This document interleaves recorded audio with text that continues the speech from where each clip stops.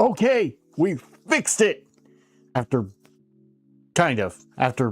partially reinstalling Windows, updating drivers and everything, it just decided to start working. Thank you everyone for sticking around with us and everything while we figured out why Windows was broken. Granted, I don't know if anybody knows why Windows is broken. I don't think Windows has a version that isn't broken. I would agree there. Especially when Microsoft themselves are admitting that Windows is broken lately. But, you know, sat here. Apparently a lot of you want to see me get tortured. So, I guess we should go ahead and start with that, because 83% of you said, let's see me get tortured. So, we're going to start by opening our do. We're going voltage this week.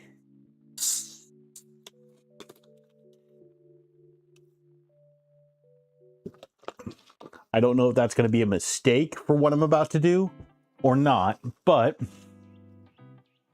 what I'm going to do, I've been talking to Jeff and Phil and everyone in Down Under's Discord a bit, and it got me thinking. And I know Jeff knows what I'm about to do. I'm pretty sure Down Under knows what I'm about to do, but I picked up some Vegemite. I figure it's a new stream. We didn't quite hit our 100 sub goal, but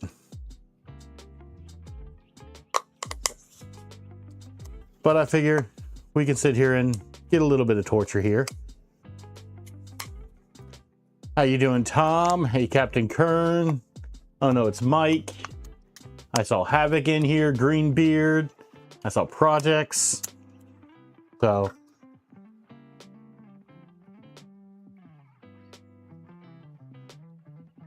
honestly,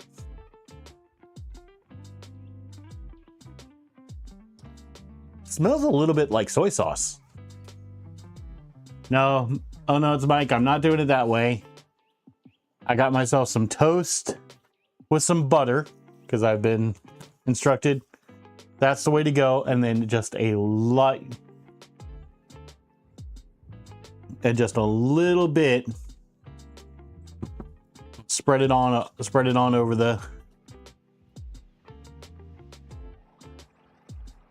the toast.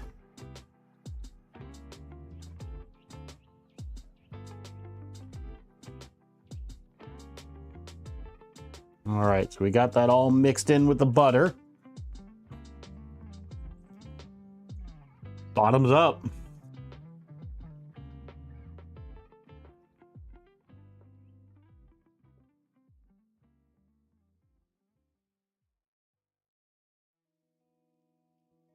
You know what? With the butter, that you guys have something going on. That's actually not bad at all. This is in fact not what we were hoping to hear. That's actually really good. I tried Marmite once and didn't know about the butter thing, so I just spread that out. But Vegemite and butter on toast? Yeah.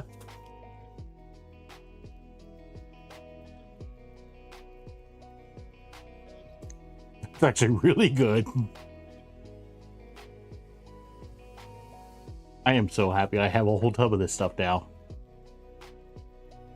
All right. James is telling me I have to set it aside. I actually do want to keep eating it. But we did get started a bit late here. Because again, Windows.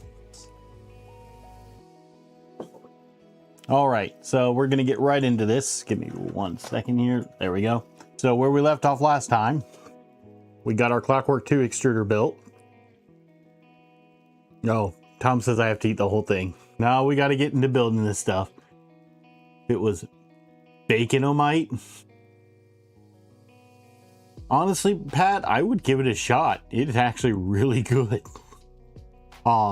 Now what I did find out from last stream into this stream is, you know, I was looking into it. I know this LDO kit does come with the Nighthawk 36 board.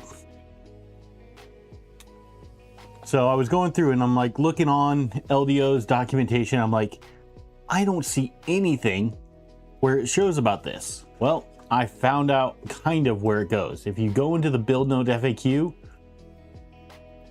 right here, where it says the R2 supports the Clockwork 2, it says follow the assembly of the Stealth Burner manual.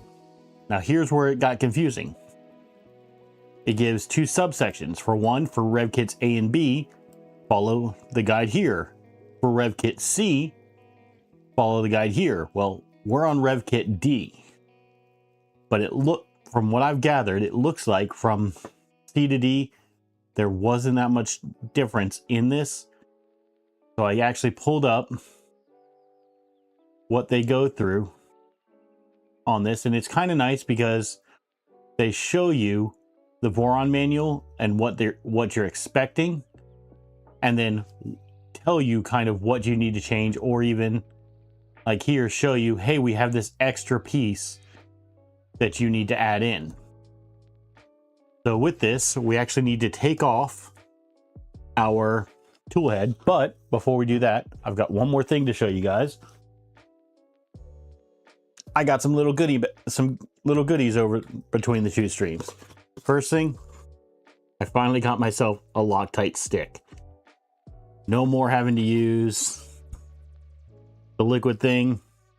We now have the stick. I also picked up for when we start printing the BQ scraper. For everything I've seen about this and everything I've read about it, this is good. Mike, cheese sounds like it would be amazing with that. And I'm going to make a grilled cheese with this stuff. And I got the entire LDO screwdriver kit, which we're going to go right into using, because I found out two things about the Clockwork 2, the way LDO does it. One, we're going to get our tool head board in there, but two, right here, James is switching over, right here where the stock kit says to use an M3x6 button head, LDO actually sends two M3x6 captive screws that they want you to use there instead. Those ones are socket heads instead of button heads. So we're just going to undo this screw. I've been take the drink off the desk. We're going to undo the screw we put in last stream.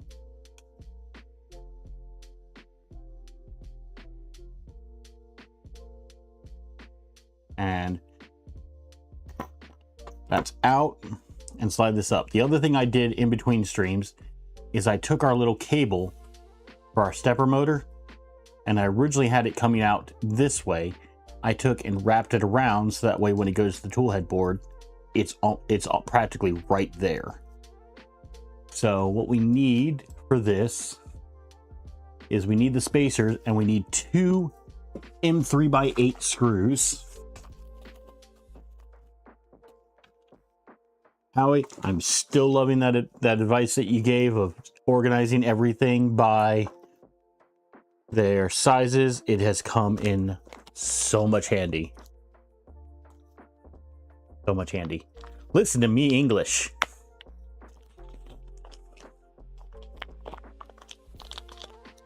Okay, so let's check and see. I will say, the 2.5 and bigger, those are normal size little screwdrivers. Once you get to the 2 and smaller, they're tiny. They're really tiny. Let's check and make sure I have the right size one. Okay. We're just going to kind of... Nope, we're not going to get that one. We're going to get this. And the way that this is going to go is it kind of goes between the two heat sets that we put in an earlier step. And that's going to keep our Nighthawk board nice and flush. Let's see here. The QR codes are dead though, sadly, but you can still type in a web address. You're talking about the QR codes in the Voron manual, Howie?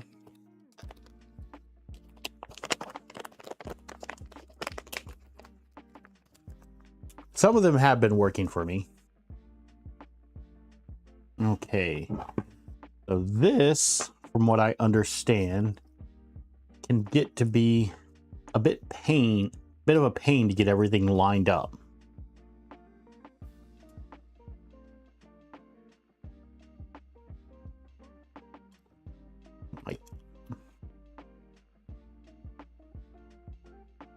I am not sure what the clearance tolerance is on this or which direction we are supposed to go. I was going to assume that we put it. Nope, I would assume wrong. I was going to assume, because there's a side that where the little screw mounts are lifted up.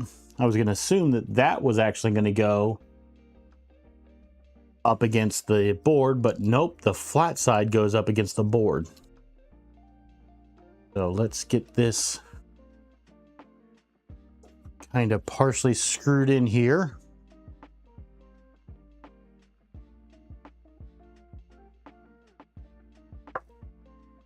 That way we can at least get it started. It's kind of held in there. Don't know if this will end up being a mistake, but that's one of the reasons I do this. Oh, Down Under, you don't like Vegemite? Hey. You know, not everyone likes everything. James here doesn't like onions.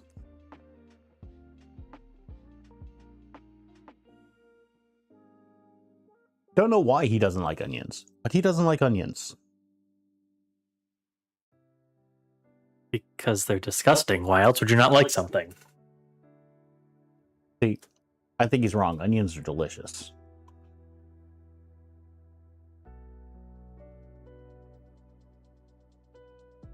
Okay. We've got our little board semi-mounted. We still have more that we can screw in, but I'm just using that to hold it in place. So we can hopefully get at least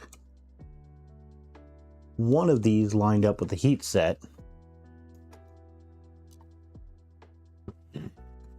But when you're doing the, hey, let's pre-mount it in place, there's another very important thing that helps.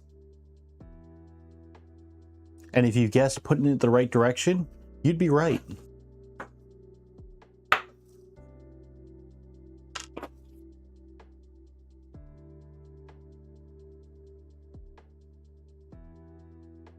I was watching Killa's stream today and he kept making mistakes. So, you know, first stream of the year just seems to be the let's make mistakes stream.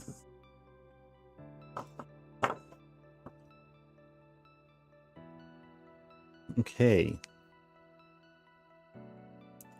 This needs to go this way. So it just kind of follows along there. Just like this. So if your little corner piece is sticking in this little bracket, you have it the wrong way. You want it up over the board.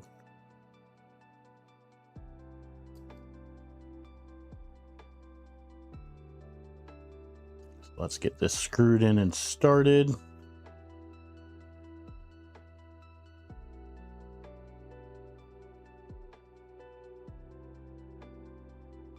And I also want to say thanks to all of you that stuck around while we were having the issues and are still here. You know, it does mean a lot that you guys find my content entertaining enough to stick around.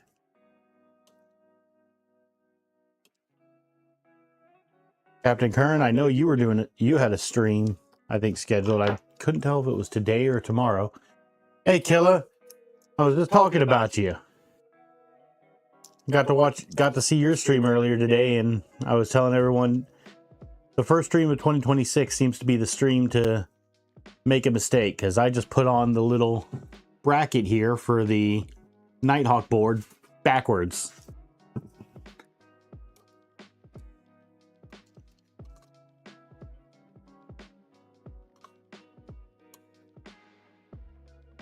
Let's see here. So, oh no, it's Mike. Let me see if I can get my head in view of the overhead here.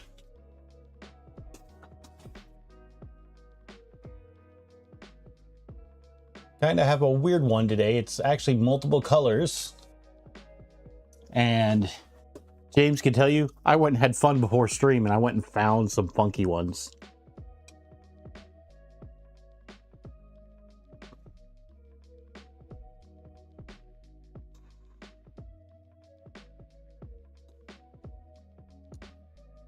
But speaking of before stream, if you're looking for someone to blame, not only can you blame Windows and Microsoft, you can also blame Nvidia for us being late tonight.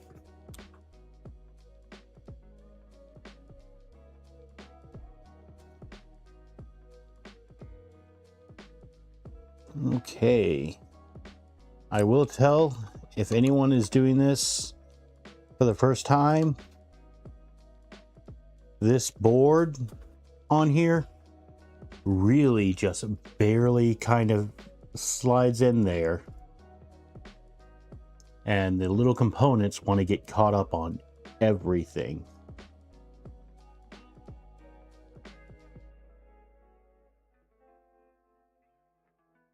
But I think we have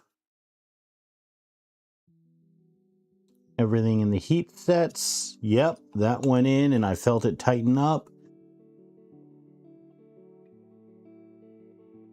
We have it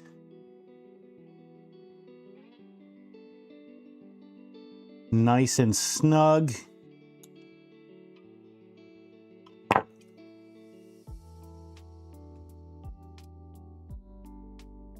And then what I'm gonna do here is I've got to flip this over. It looks, nope, I have it the right way. We're just gonna get the stepper motor plugged in here to this top one on the back while we're here, and get that kind of all laid nice and flat. That way it looks nice and neat. Give you guys a nice little close-up of that. So you can see before it was coming out this way. Now we have it kind of wrapped up and around, so that way we're all nice and cable managed.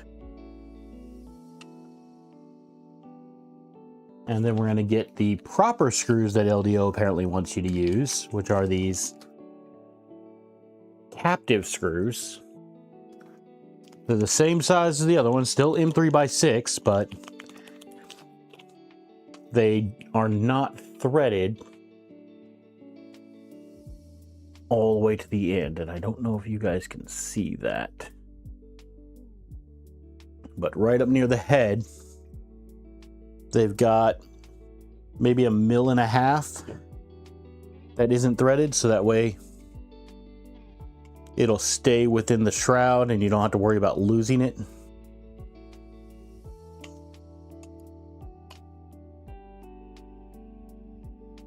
Just going to screw this back in. And once we get to a certain point, that screw should now stay within there. And so if we ever need to loosen this, that screw will actually stay in the shroud. And that. Well, Mad Dog, you were right about Vegemite. Speaking of which, we got Vegemite on it, and it is delicious.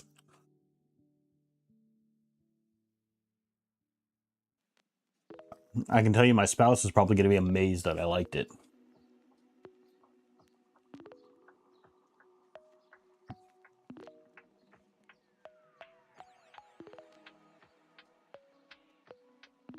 Ah, struck by lightning the horse.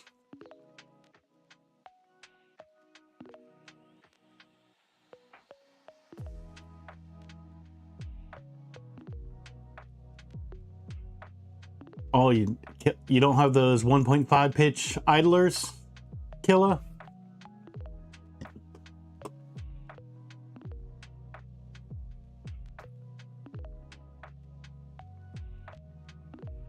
That stuff really is good.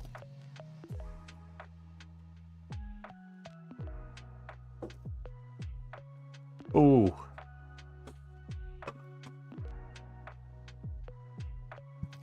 Might do it to this at some point, but for now I'm gonna keep these at the way they came stock and then maybe upgrade them later, because hey, fun little project. Just like I was talking with Tom and Havoc the other day in Discord, and James on the other side of the camera here has discovered about the different types of filaments, and he really wants to print wood filament.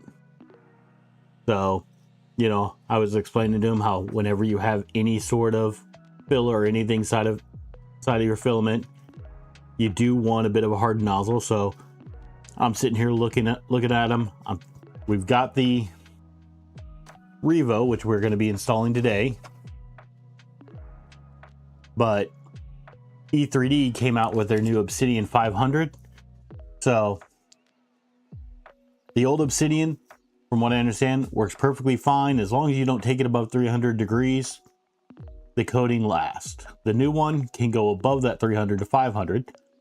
And something I learned while doing all this research is the Revo Vorons with their heater core, that circular heating block, which actually, why am I describing it? I can show it to you. This little circular heating block, both the 40 watt and the 60 watt are only rated to go up to 300C, because I believe the thermistor in it can only go up to 300C. And so that's where your limitation is there.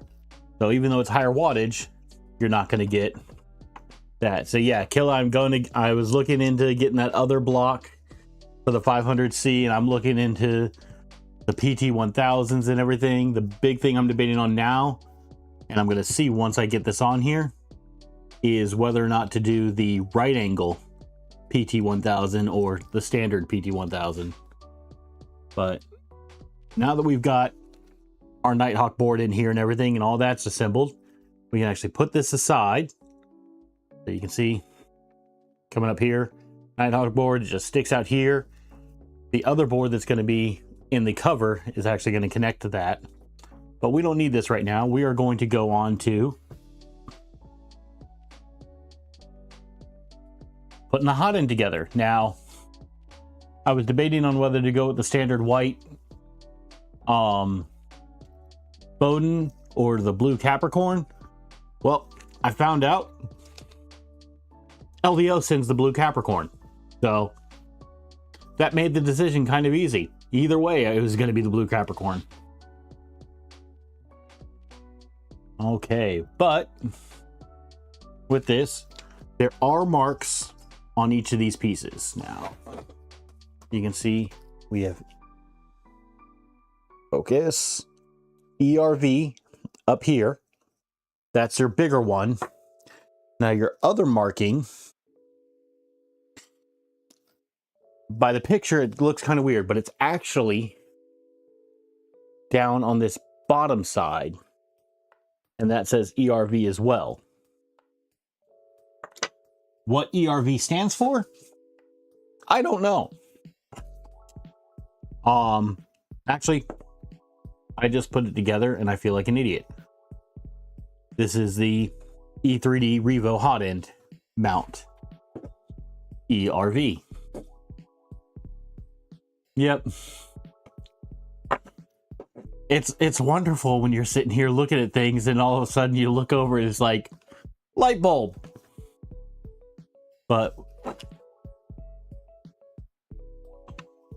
And now James is quoting Despicable Me.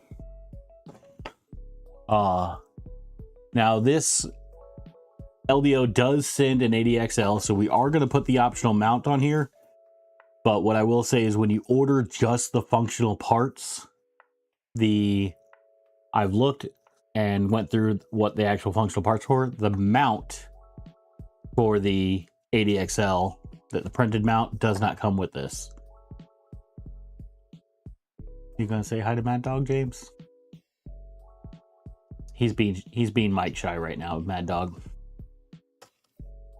Okay, so I will speak when I decide to speak. Thank you very much. there you go, Mad Dog. No. Okay, so we're gonna let this heat up here. So with this, since we do have an 80XL on this, we are gonna put in all 4 of our heat sets. Thankfully, this one will be a bit nicer. Carbon fiber is the other filament that I was looking at that I really want him to print as well. You wanted me to print Kevlar as well. I think we finally ended up deciding we were going to we're going to try for him some wood filled filament and color change filament. But honestly, the thing I'm most excited about with the wood filament is the fact that you can stain it just like normal wood.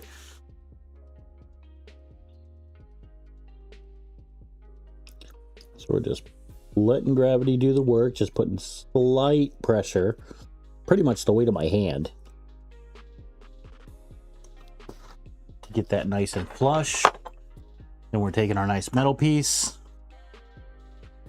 going down on there. It's doing 2 things there. One, it is making sure that plastic doesn't come up. And 2, it's actually starting to get rid of some of the heat so it doesn't keep melting into the plastic. Tom, you think I should make Lincoln Logs for James? The other thing I was thinking of is if we end up ever doing a metal-filled filament, that'd be really cool to make like a little small hammer with and just see how strong it is.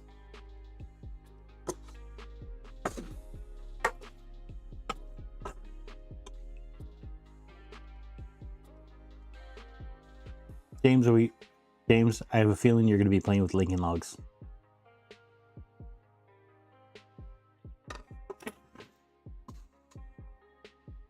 Tom, I would love to print and peek, and if I upgrade to that Obsidian 500, from what I understand, I will be able to.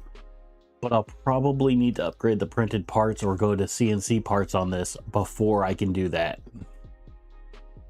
Oh, I have my own printer. It's the one he's building right now. he's funny, isn't he? No, I had plans from the get-go that I'm going to build him a smaller printer. And, you know, I remember talking...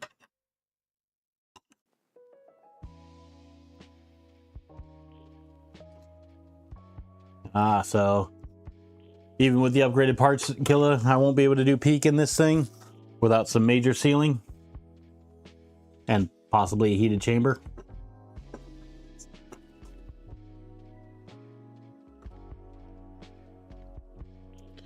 Now, if I can find it, I have a plan for James's printer. Because James happens to have a favorite color. James, would you like to tell the people what your favorite color is? I mean, it really is the best color, so I shouldn't have to explain why purple is my favorite. Now, if I can find it, I know LDO had purple extrusions for a while. The big thing will be finding purple extrusions because they also discontinued it. It just so happens, orange for me, they discontinued. Purple for James, they discontinued. Killa, that blue frame that you're doing your Legacy Trident on looks amazing.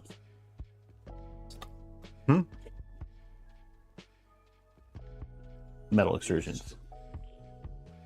Yep. James, you have a kindred spirit. How does one live purple? I would like to enjoy living purple. Okay, so let's put together our Revo heatsink. Now, one of the reasons I sat here and went with the Revo instead of sitting here and getting, say, a Fadis or something like that is I didn't want to have to hot tighten a nozzle. And that is one of the things that apparently the Revo is good for with these quick change nozzles is you don't have to hot tighten. So then this just kind of slides up in there and we screw all together. I'm going to screw in the 0.4 nozzle because most common nozzle.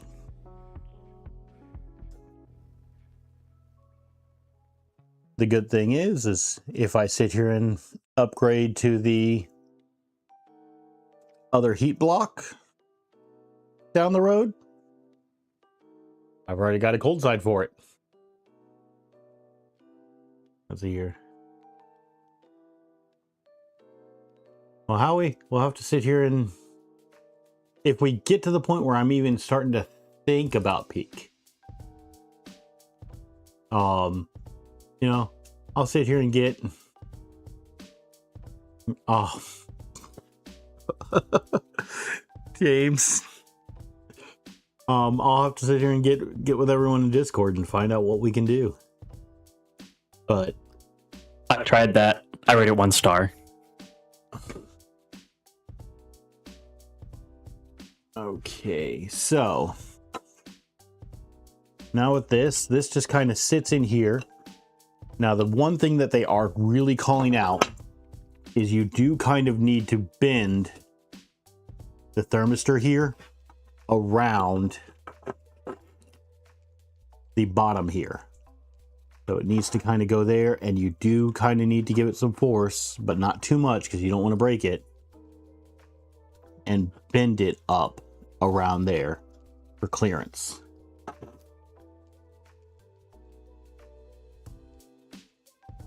Yeah. James is having fun. He's learning about filament.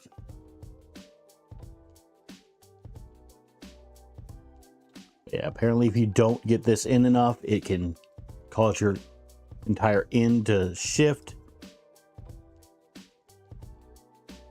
But that looks like we are in there. And that, to my eye, which granted, not the best way to really tell, my eye, that looks like we are nice and straight. I'm not seeing deviation to one side or the other. And once that's there, this comes over the top and holds everything in. I'm not seeing it bind anywhere. And then I need to stop being fat and grab some M3 by 16s.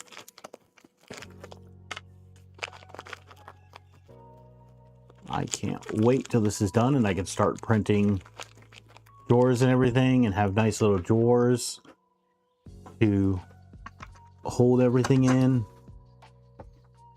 Gonna make it so much nicer to grab things than reaching into little baggies.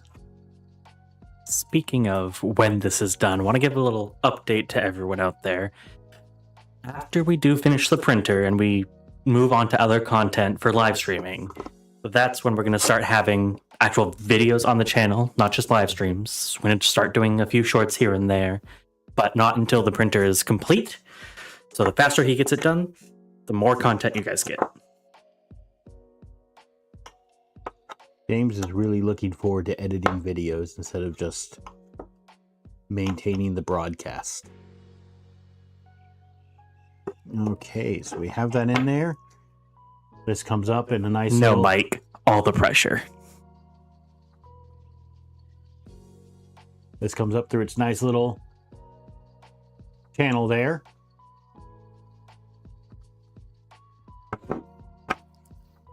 Our next step is to grab some more M3x8s.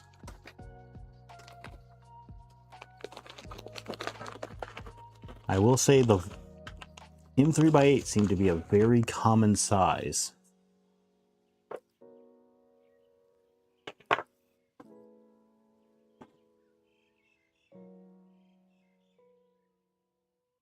Then we're going to take this. We've got 4 that go in to hold that cold side nice and flush to the heated part. Now, I haven't looked into if this is recommended or if it doesn't matter, but you know, coming up in the IT world with processors and everything, I always go in a cross pattern when tightening something with 4 screws.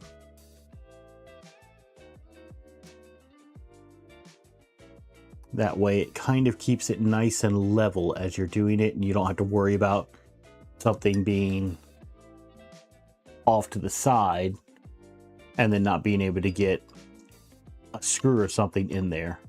And then once you get them all kind of snug but not tight, you go back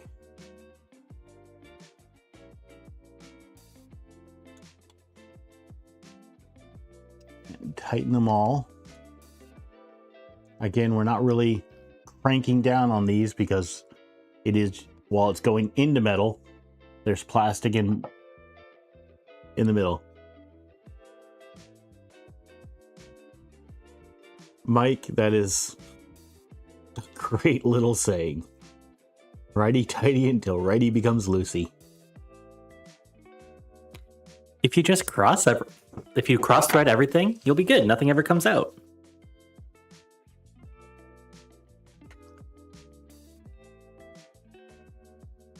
Let's see here. Printer prawn until you need a 5mm.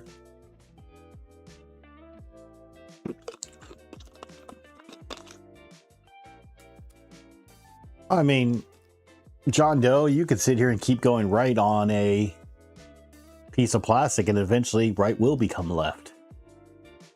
And left will become right. And then the piece of plastic will just become a hole. Who needs a reamer when you have a... No, left doesn't become right. Right becomes right, and left becomes right. It's only right. It's all right. Okay, so now we're going to grab our PTFE tube. Going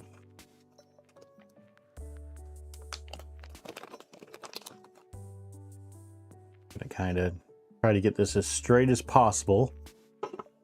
And then this gets fed down in the center hole. And then what they are saying in the manual is we want 11mm from the top surface of our printed end be sticking up. I've been to Daytona, don't live there. I actually got to go there for the Daytona 500 race. I took my sister as a Christmas present because she was into that. And we got the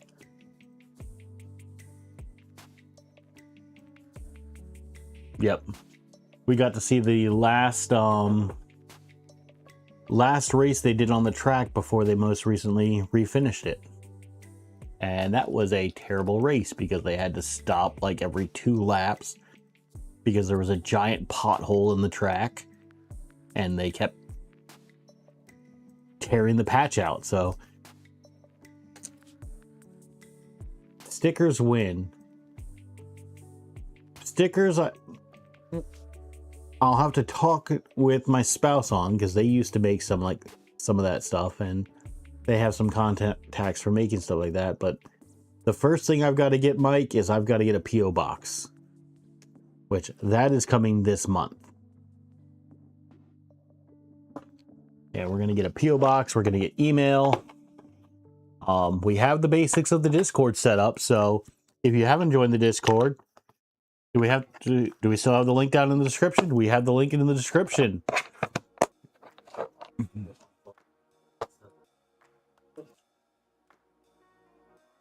Okay, so we're going to take our little calipers and we're going to find 11 millimeters.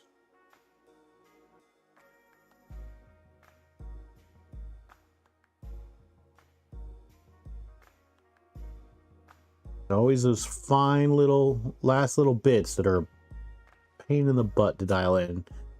And I know getting close is a lot of times good enough, but dang it, I want it to be right on as possible. And there we go, that's 11. So we're going to lock it in there. Now we're going to grab a marker.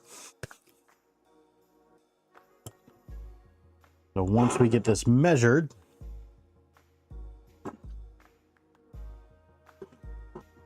we can mark it out. Now I'm trying to figure out the best way to do this, because I can either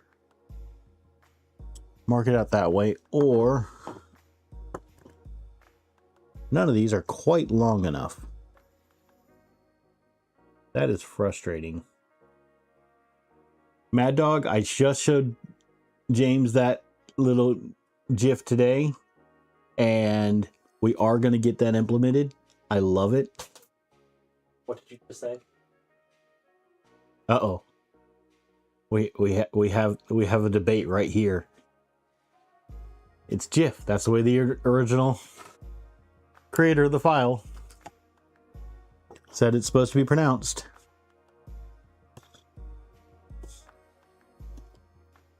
See, I don't actually care which way you say it.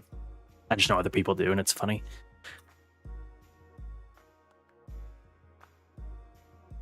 All right. So I found I can just put this right next to it, and that gives me the bottom of this, which I know is exactly 11 millimeters. And I marked right to the bottom of that.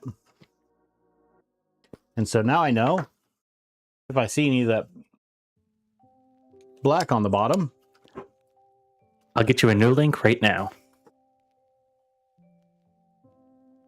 Ah. So we're going to go and snip our PTFE tube. If you don't have one of these, this is just the Creality one, but it sits here and has a nice little blade, so that way it sits in there and you get a nice flat flush cut.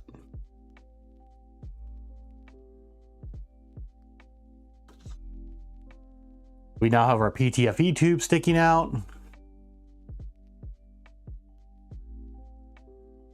I wish they made it again, anodizing. This would actually look really good in Killa's build with those blue extrusions. Wish they made that in an orange. I know they made it in a purple. They made it in a red. I've seen it in the blue. I think there's a silver.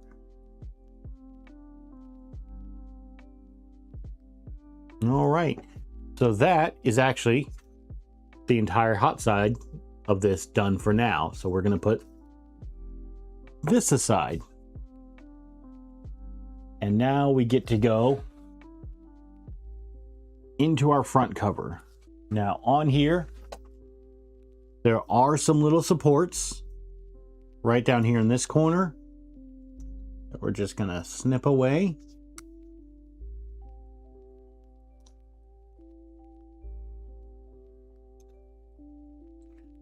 There's some on the opposite side of that, and these are all little cable channels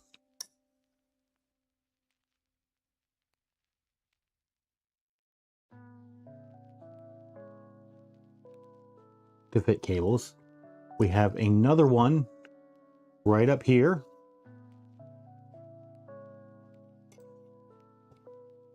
James is clicking away there trying to get that Discord link updated for you guys.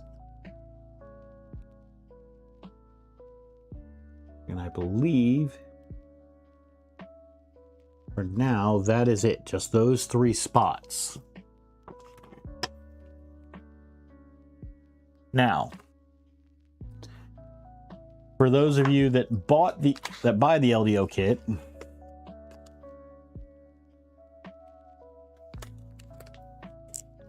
theoretically that link should be updated, so go ahead, give that a shot. for those of you that bought the LDO kit, LDO does send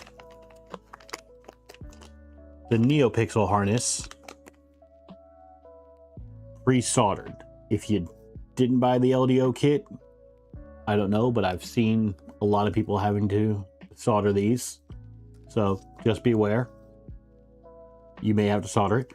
I do know that these are sold separately, so if you don't want to solder, you don't feel comfortable soldering, you can buy them pre-soldered. So with this we have number 3, number 2, and then that's number 1, and then that goes to our controller. And then we have also on this a nice little clear diffuser, which is going to snap into hopefully this little piece. And it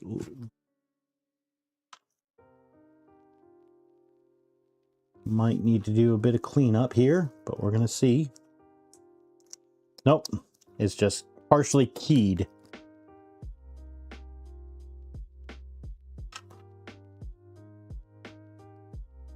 Get that so it comes out nice and flush.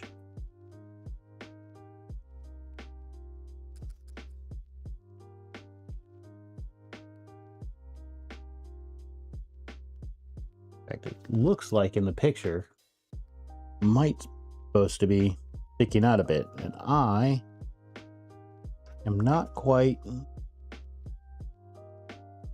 getting it to come out.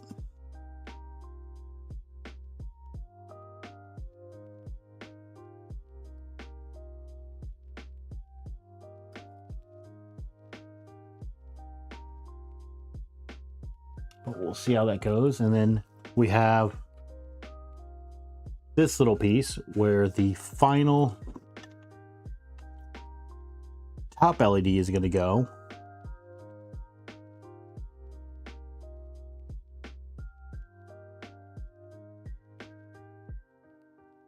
And that should, in theory,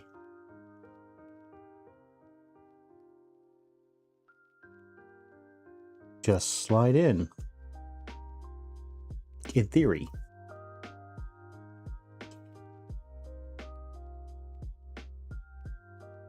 No, he retired.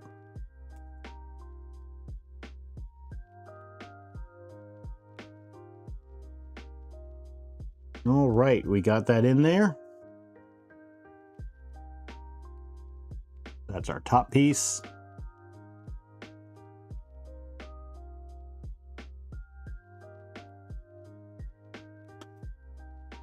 And then from what I understand, this piece is actually going to go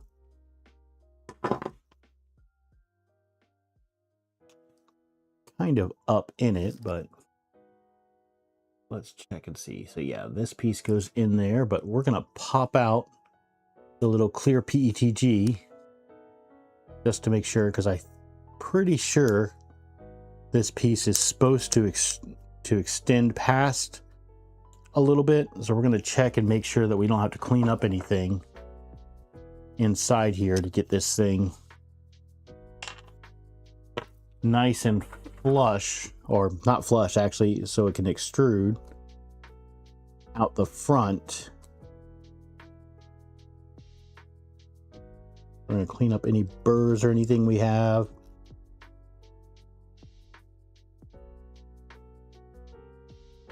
Let's see here. John, I am jealous. I wish I could take a vacation during this time, but my job won't let me. James, on the other hand, is going to get to go on a nice vacation.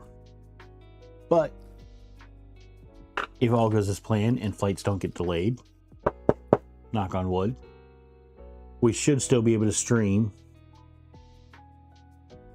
when he gets back. I'm also gonna check. I'm also looking at the actual pieces here. See if we have any over extrusion or anything that's keeping us from getting these to poke through a bit.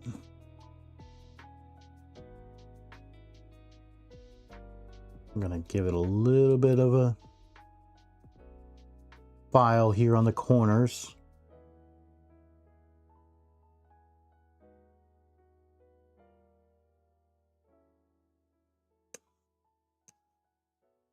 Just to make sure that we have no burrs or anything. And this is plastic, so it doesn't take much filing to take off plastic. Not like wood or metal where you're going to be sitting there for hours filing away.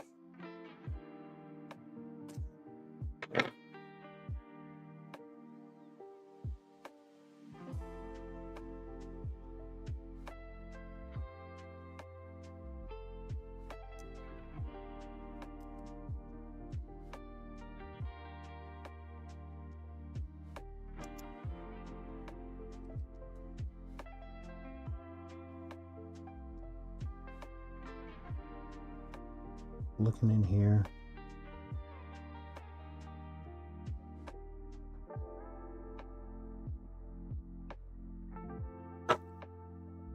Right.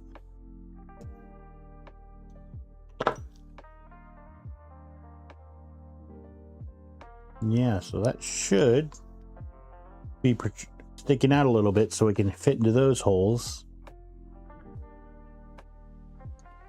I'm just looking down the edges here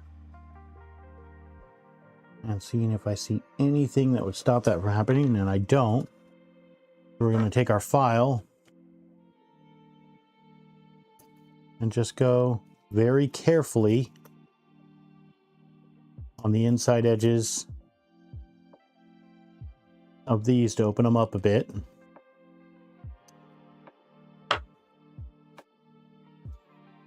And then try it again. What's the old saying? If at first you don't succeed, try a bigger hammer.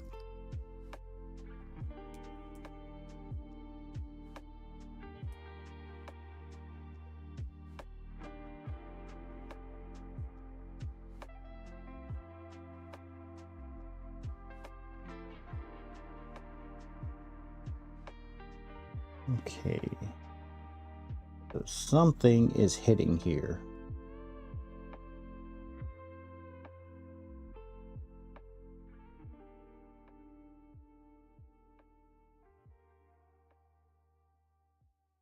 Either that or I'm just insane. So we'll try it. Yeah, let's knock it out one more time and see. Because I do see where this little clear piece is stepped. In fact, let me look at something here real quick.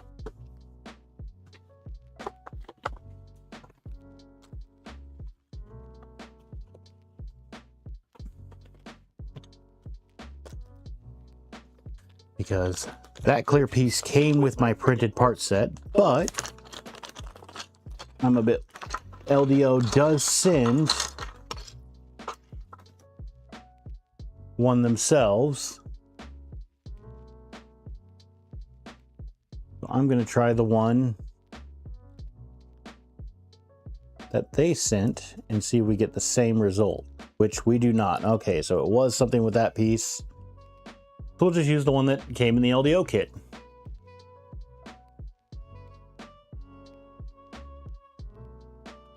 Nah, Greenbeard, you can't quit. Then you'll never get a printer finished. One of my old favorite sayings was, if all else fails, stop using all else.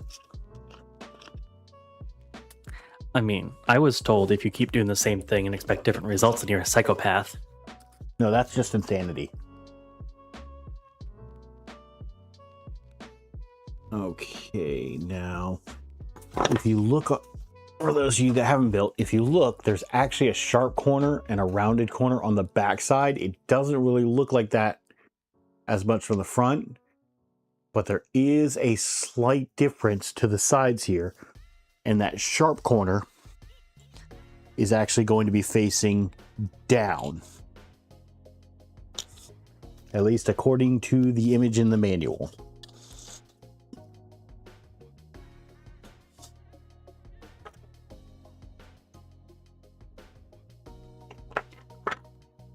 Here's where we're going to grab a really tiny screwdriver.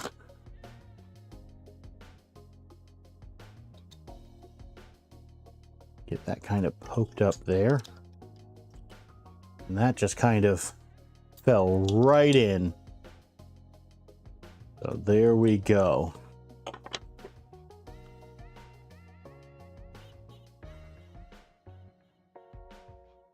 Now, am I an idiot? Yes. Because I know, even though I knew the end one for index 3 goes on toolhead left, and index 1, which is the one right before the connector, goes to the top, I put index 3 in a little holder instead. So now let's see here, which, pretty sure, okay, so these go with the square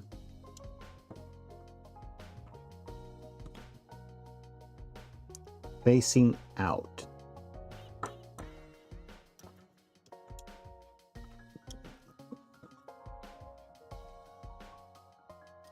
Just kind of getting this slid in.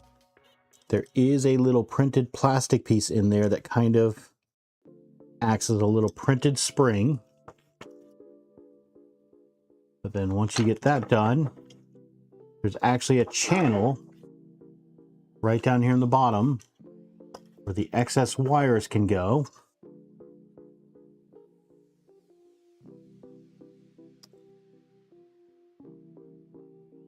And my fat fingers are not cooperating with me. So if you do have, and great.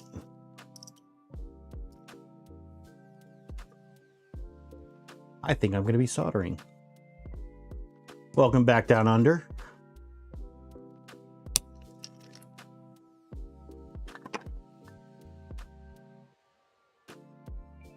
Yep.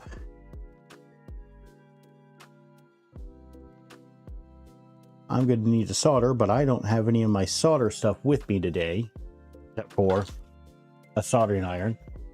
So we're not going to let that stop the build. We're going to keep going on because while the LEDs are nice, they are not crucial to this being built.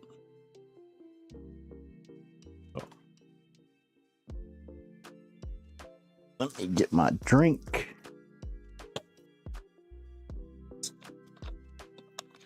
And thankfully, for soldering, this is actually very easy to take off the front of the tool head.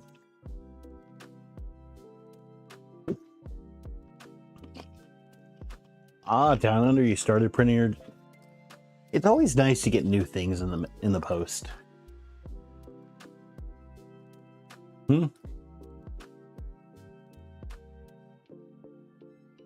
Okay, so in here there is another support structure, and I'll just have to pop out a fan. We keep continuing, but that's not a big deal. There's another support structure below this piece right here that just kind of holds this. This is kind of a little print in place spring. We're just going to remove that.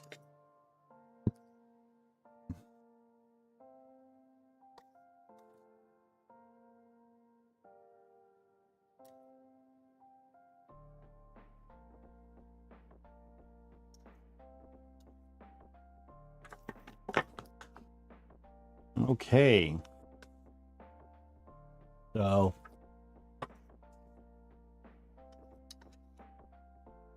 this is going to slide up in there like so.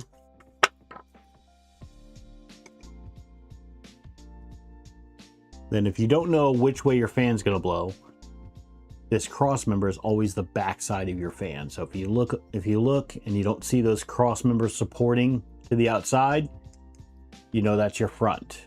So I would say the sticker, but I have seen cases where they put a sticker on the wrong side. So I think we're going to have to replace that fan with a Noctua fan. Maybe.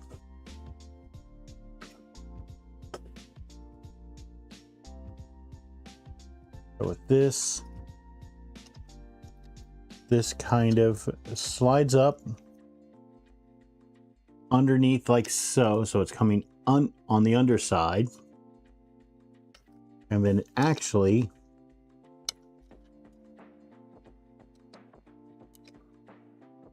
there is a channel in here for the cable to come out.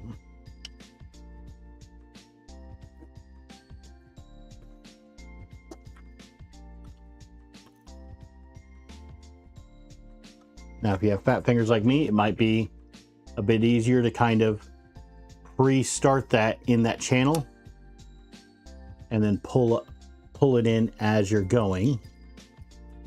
I think the brown tones of the Noctua fan would look fantastic with that orange, and that's not even sarcasm. And I think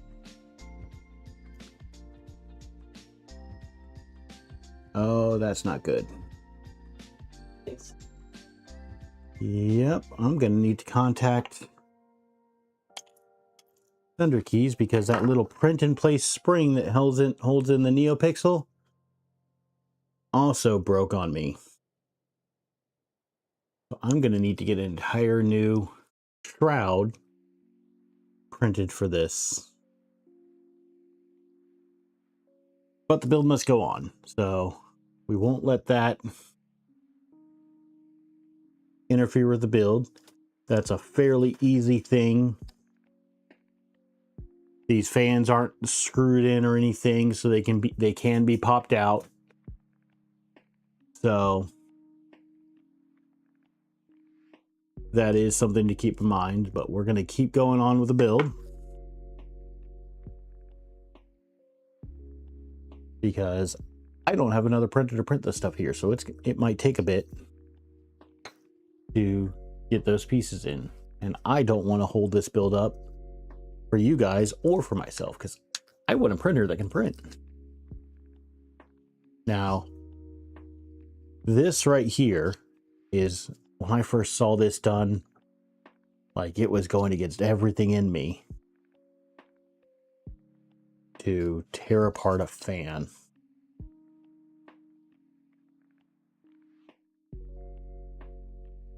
Let's see here. So I've got the one clip off. Yep. Got the other clip off. We've got all of our clips off. Now the big thing we need to do that's going to truly destroy this fan is there are the little screw holes up here. We have to completely remove those. I'm just going to take the flush cutters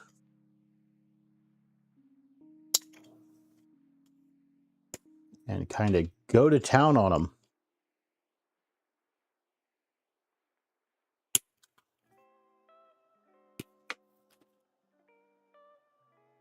Plastic shrapnel everywhere. Now,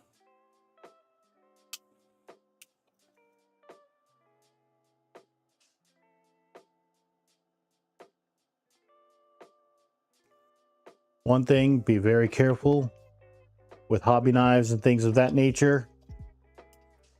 They can be quite sharp. Remember, kids, never cut toward yourself. Do as we say, not as we do. We are trained professional idiots.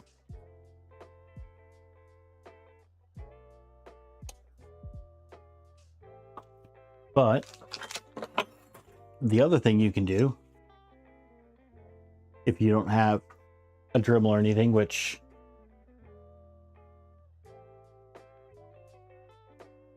I might have one.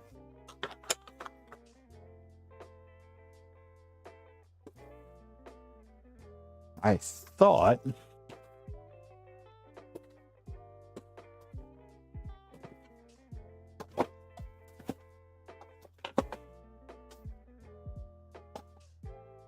I had brought one from my Dremel from home a few streams ago.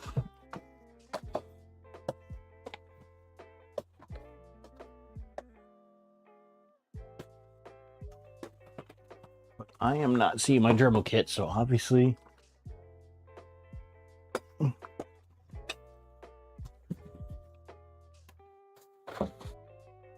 I did not. So if you don't happen to have a Dremel or a really sharp knife, you can file away. Now I'm going to get quiet for a bit, because from what I understand, this gets really loud and annoying. So if he's willing, I'm going to let James talk to you guys. So if you guys have any questions, throw them in chat so James can talk while I be nice and quiet so you don't hear the filing sounds. Or I could just turn up the music.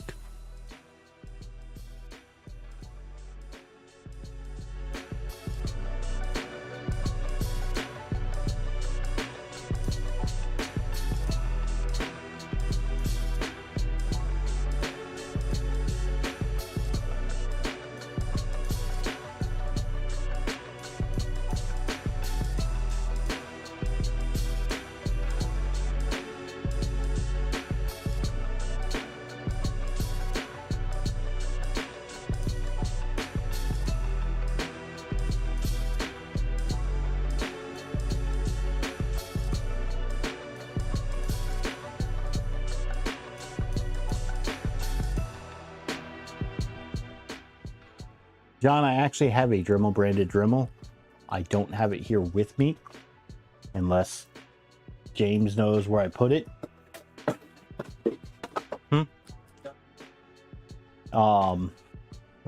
So it's just that, Howie, unfortunately, I don't have headphones in, so I can't hear the music that's playing. That is all James. He is the DJ.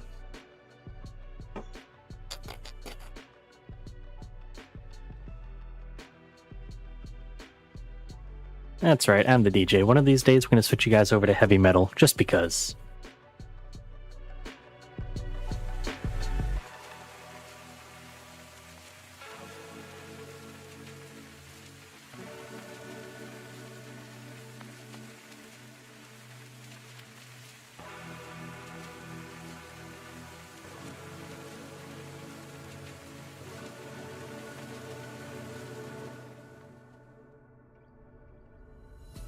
Filing this down is going to take a while, so I've got one last place to look for my Dremel. I will be right back.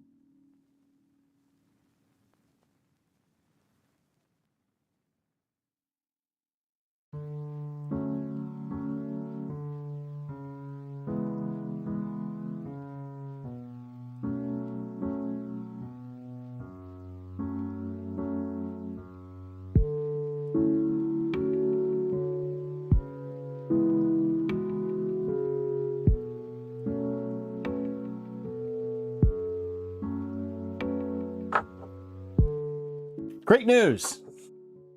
I found the Dremel. Other great news. We kept it quiet while I did the other thing. That way I didn't sit here and make anybody with headphones or anything go crazy. I made a nice mess while I was doing it, but now we are nice and smooth. So we can now take our little blower fan and it just pops right on in like so. You can see we're there. We're nice and flush around here.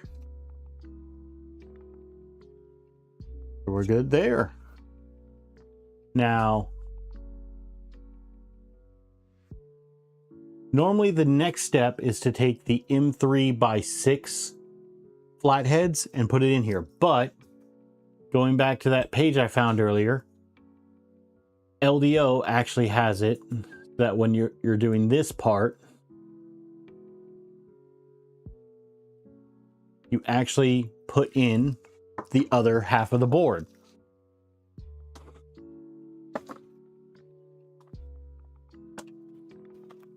So that's our 80XL board.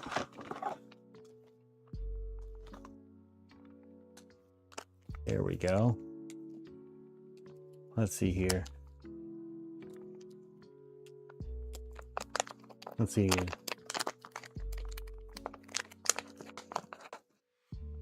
Ooh, down under, I feel your pain on that one. Vet bills are never easy to deal with. So, Tom, you think we need some disco? No, disco's dead.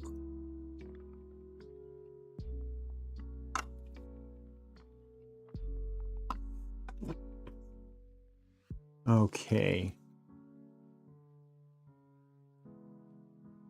Apparently, Florida just passed a bill that pet care is now covered under homeowners insurance. Yep. Now, with this, our hot end fan is going to plug into the port on the left. The NeoPixels will normally be on the right. But right now, I don't have NeoPixels because I broke it.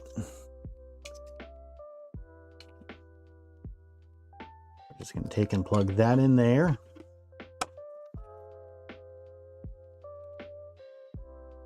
And then we're going to take and feed back some of this cabling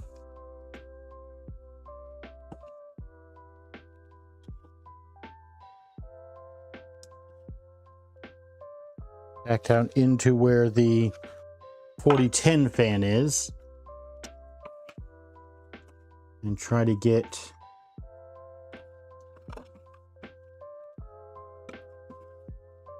the rest of our cables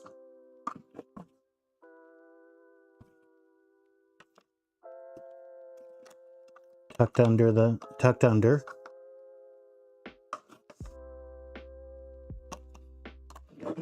Then our blower fan actually gets plugged into the top port.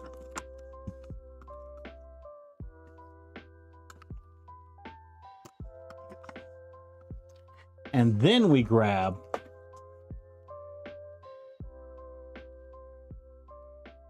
our flush head M3x6s.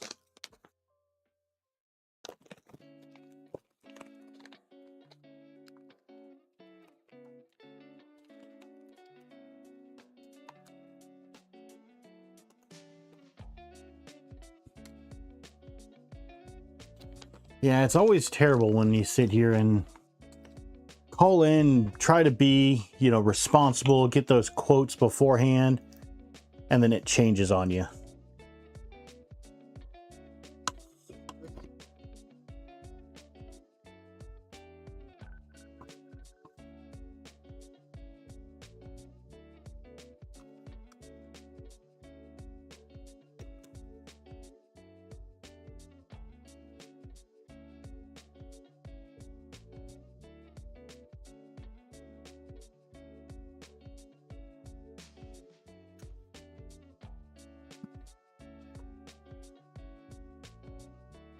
Let's see here. It would be not. Let me make sure. It should still be the M3x6 flush heads. I just can't seem to get this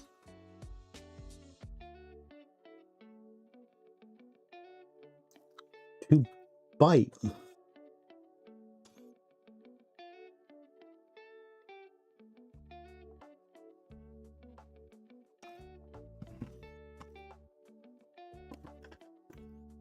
Why are you not biting?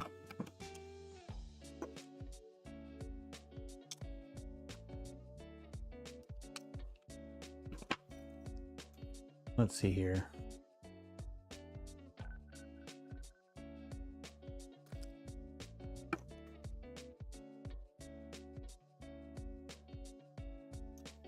Just check and see if we can get this to bite without. Yep, there we go. So that at least gets it started. We have some threading. So I do know that that fits in there.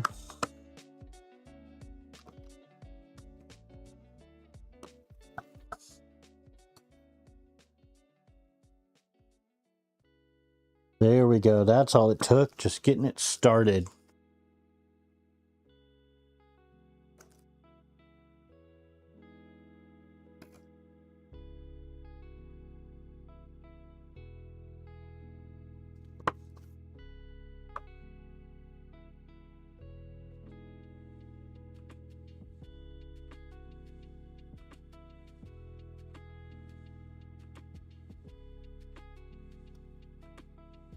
Now I'm just trying to get the one up here started.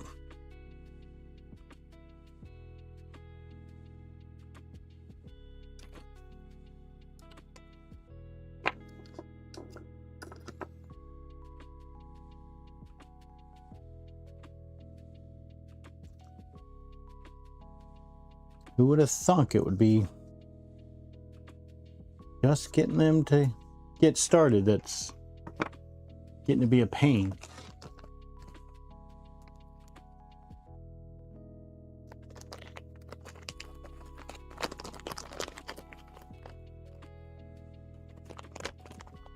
Well, while I'm working on this, if you guys haven't had a chance to join the Discord or leave that like button, James has made a nice little new button for us, so smash that like button. That is greatly appreciated and helps more than you know, because YouTube is very big on that engagement.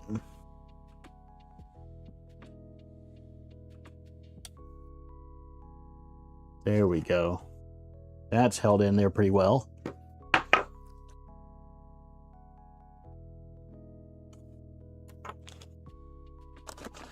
And I'm going to take these printed parts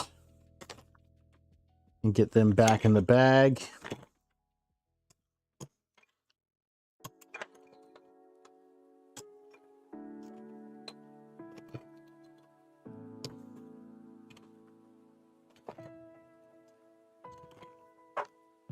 Yep, and then we are going to grab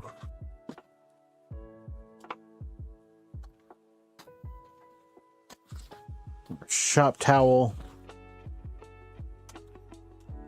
and kind of clean off this table a bit because it is gritty.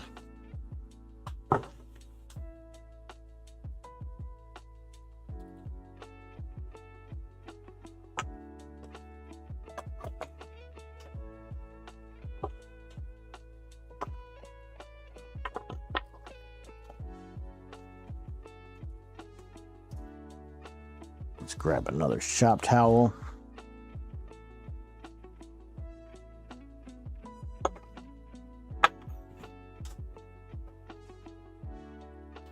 Swipe that excess in, and then take that and throw it into my garbage box. Hey, I hit my garbage box. And now I'm gonna eat some more of the Marmite toast.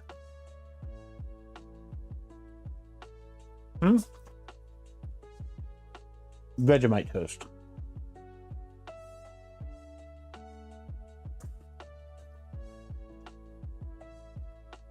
Mad Dog, 1 out of 6 is better than none out of 6.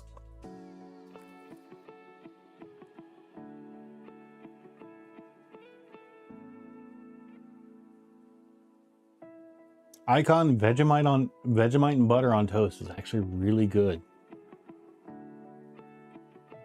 I was not expecting that.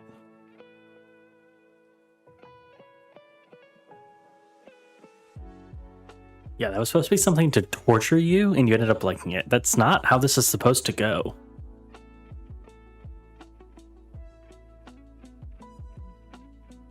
Okay.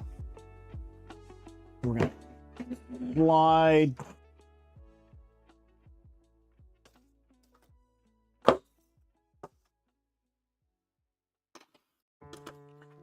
our printer more into view here. And then we need an M3 by 8.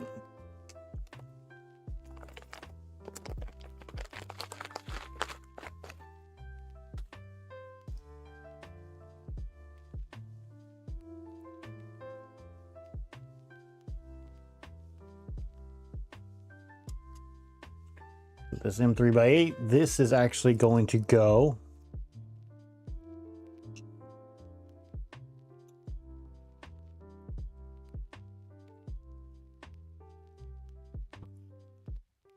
actually going to undo our little cover here with its new now captive screw.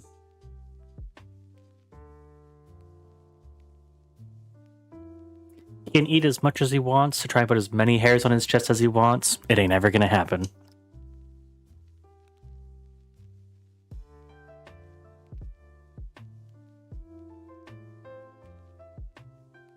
See what I get to deal with, Bad Dog?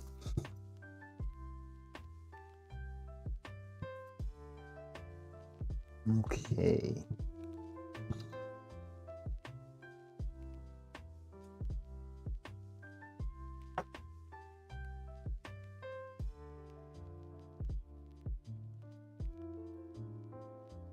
Now, gotta stand up here.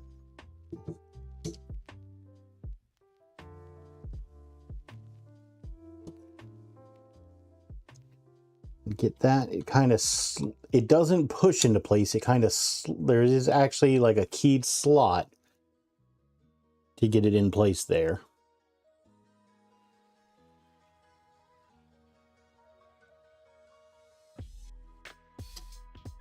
That's in that side. And then are we the same size on the other? We are, but this time we actually have a hole to get everything through. James, you really do need to make that counter.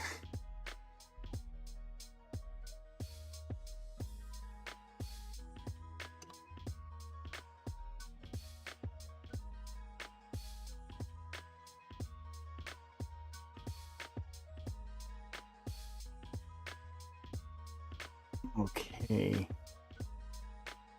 That.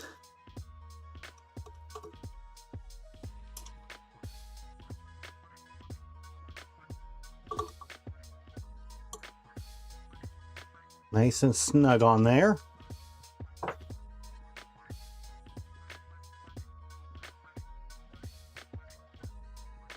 Our next thing is to take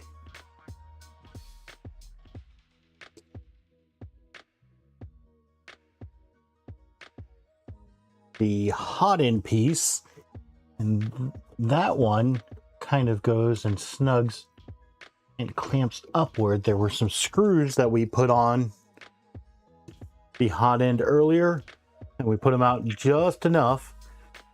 That way this thing just kind of pushes up, and the friction kind of holds it up there. And then our last piece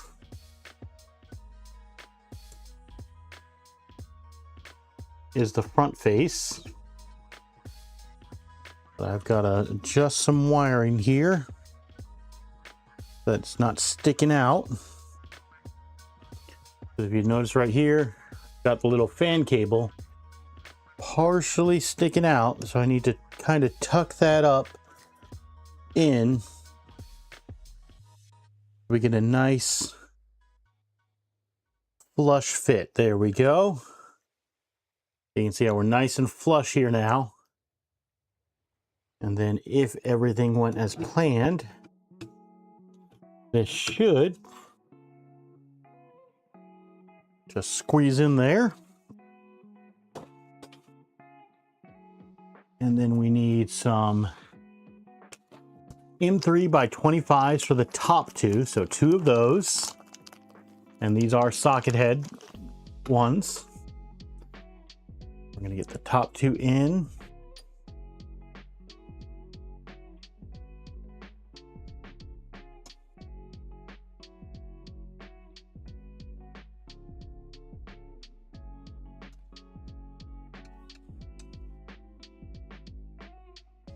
Okay, so we're just screwing this in. Let's see here. Oh, Pat, your wife made some chocolate pie. Oh, now I want pie. I think I'm getting some Culver's. I'm brain farting. Cheese curds.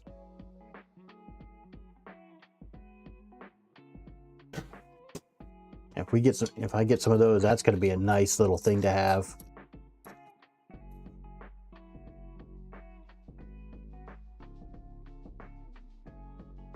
Told my coworker about a nice little thing that I enjoy, which is Culver's cheese curds dipped in one of their peanut butter milkshakes. It is so good.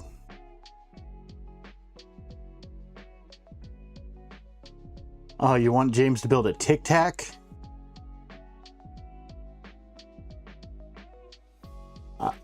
I think if we were to get James to build his own printer, from what I understand, if we were going to do a completely self-built one like these, I'd probably go Voron Trident on him. Just because from what I understand, it's a bit of a simpler build. Either that or a rook.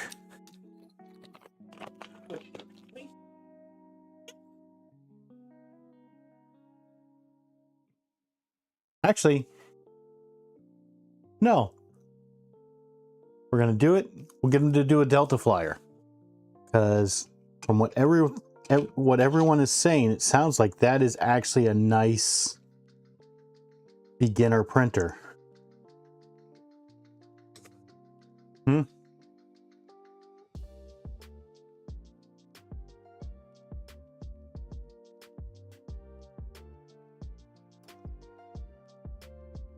Okay, so we're just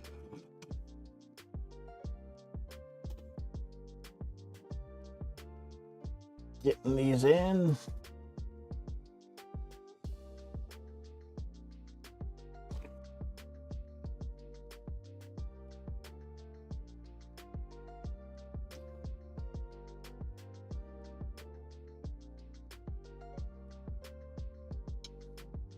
Let me see here. Nope, I don't have that up enough to actually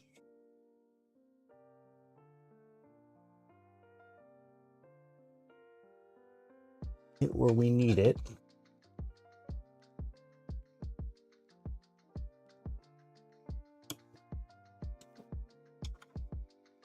This is where, as of all the things so far, I would say the tool head is actually the most difficult part of this build so far.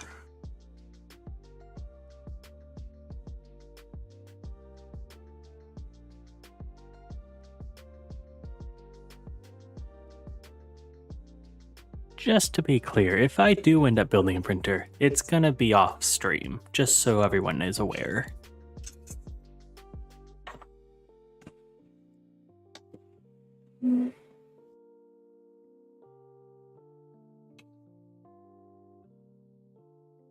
James, we get that on real quick. It's getting a bit warm. No? Okay. Studio lights are hot.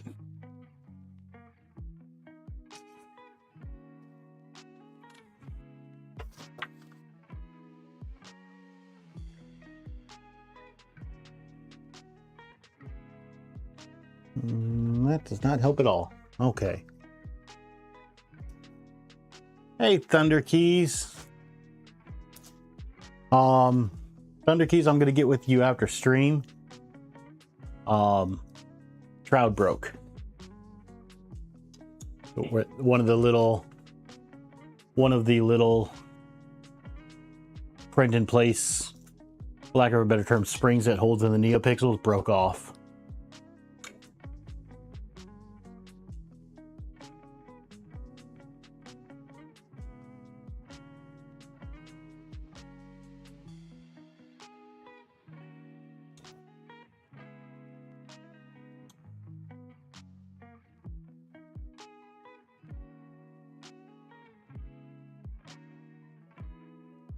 Other than that, how you doing tonight, Thunder Keys?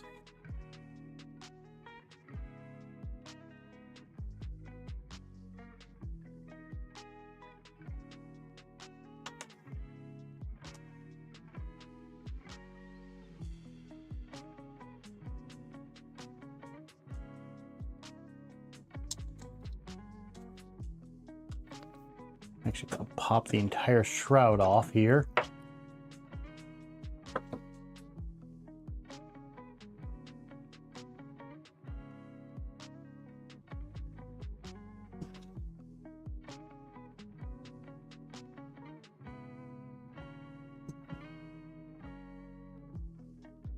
Because before I go through the shroud, I'm just going to make sure that the bottom at least is lined up with those heat sets that are on the carriage.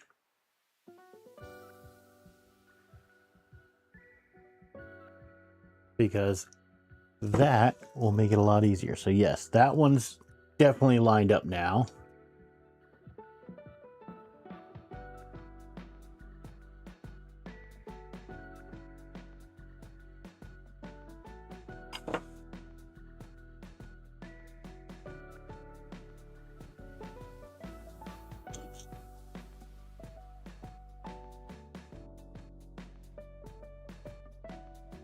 Let's see here. Oh, Mad Dog, and Pat, I definitely think James could beat the time that I've spent building this thing, because he would honestly get off work and just go to town on it if he had an interest in it. And he's not limited to, you know, only doing things on stream and stuff like that, because I'm trying to bring you guys along for the journey. I haven't really, the only thing I think I have done off stream this entire time was I shortened the Z belts to the same length and then replaced the screws that held the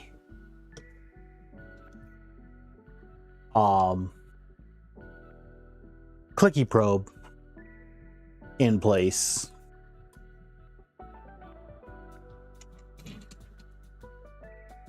Next thing we're going to do after I finish getting this tool head installed is we're actually going to go through and tighten these belts, because even though I took all that time to make sure that the belts were the same length, I've got, if you guys can see, I don't know if you guys can see, let me tilt a bit here. If you look here, that one's fairly tight. This one's super loose, so I've got to go through and get those tensions right. Good night, Greenbeard. Get some good sleep.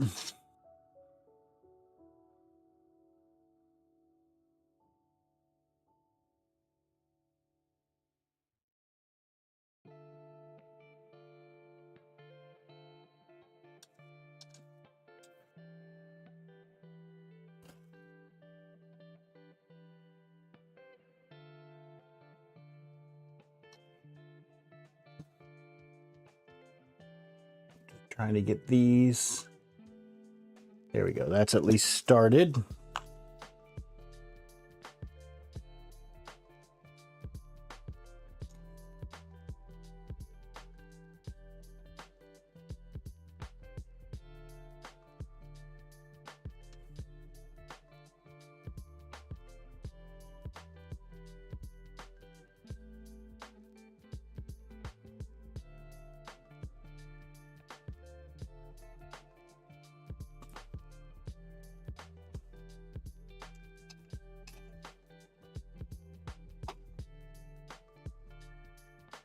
Okay, so I've got that one started.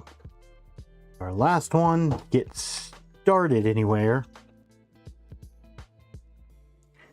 is this one right here. Let me see if I can see the heat set.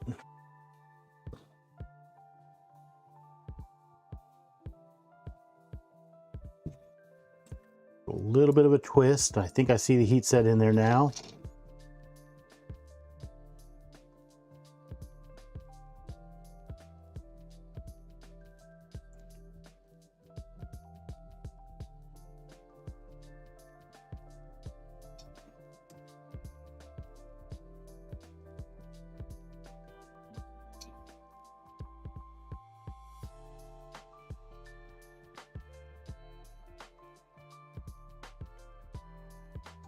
Nope, I'm not seeing it.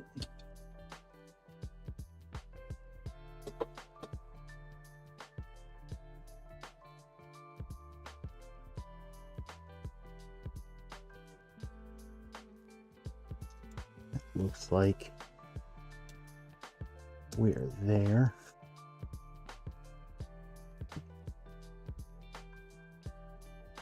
There we go.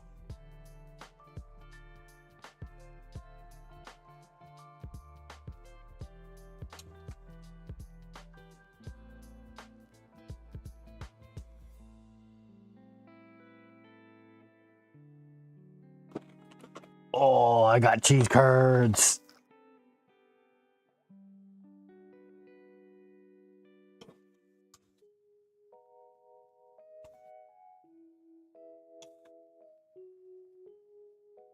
All right, so get these.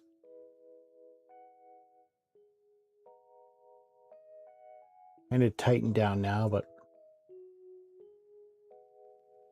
I'm going to go till I feel a bit of resistance on each, and then I'm going to start rotating around.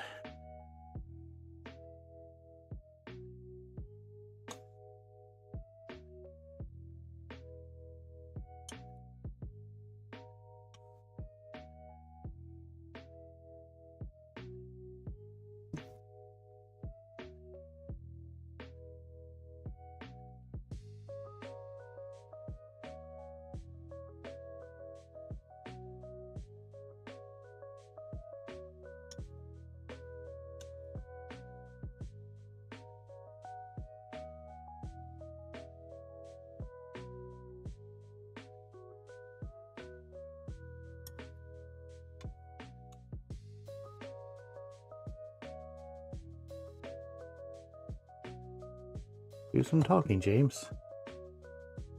James doesn't want to talk, and he keeps reminding me that I'm forgetting to talk. Let me double check. No, I did not hit the heat sets.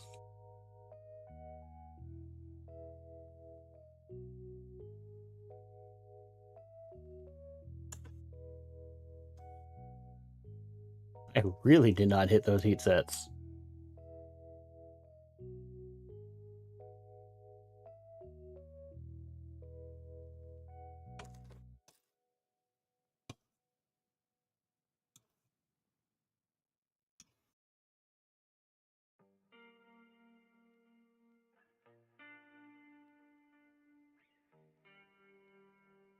Okay.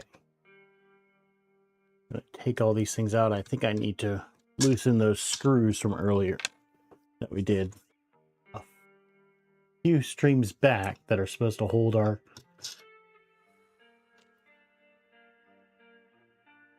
hot end side to the carriage.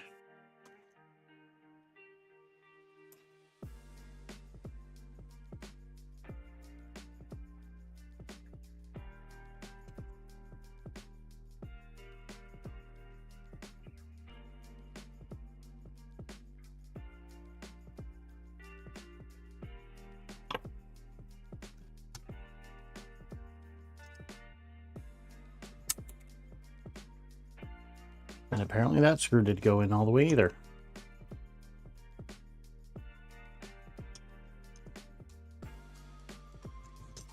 There we go.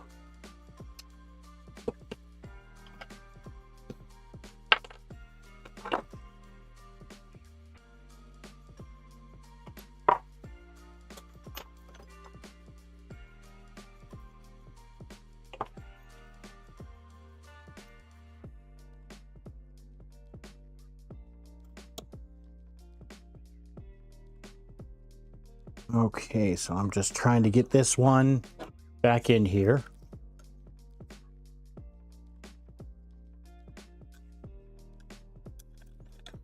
Nope, that does not want to bite.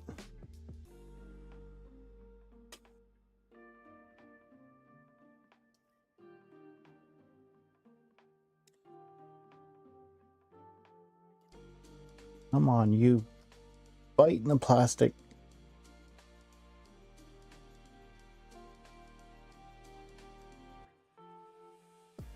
So that way you'll stay in there. It seems like it's good now, but yeah, this definitely is not up there enough. So we're gonna loosen the two screws that we have right up here ever so slightly.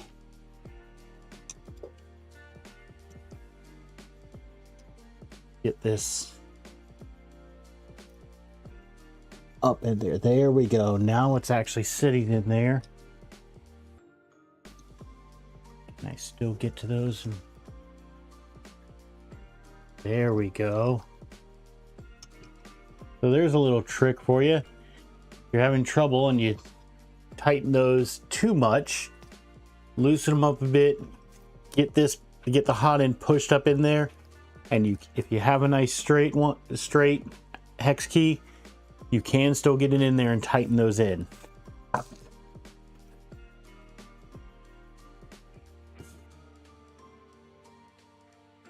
And now, if everything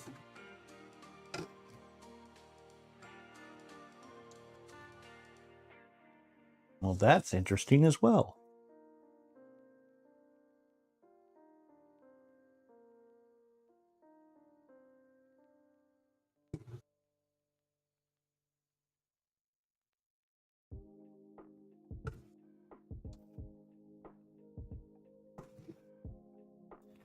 Okay, what I'm finding now is that this little socket piece is not matching up with the pins that I have on the tool head board. Now I know that tool head board can't go any further up.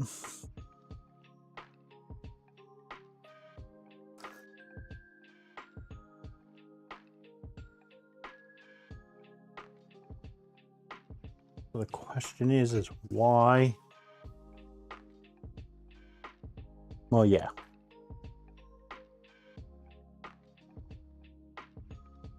Is this not lining up, especially when we have the holes in the right spot?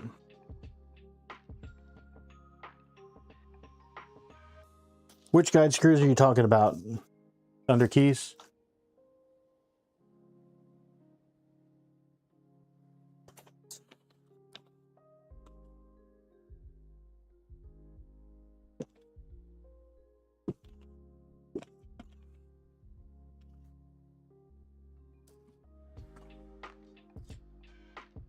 Yeah, down under, from what I've gathered, that beta testing is definitely something to bang your head against. Let's see here.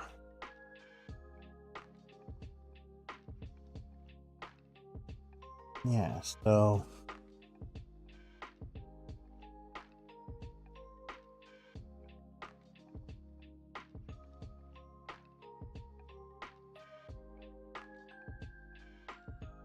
one's the hot end duct.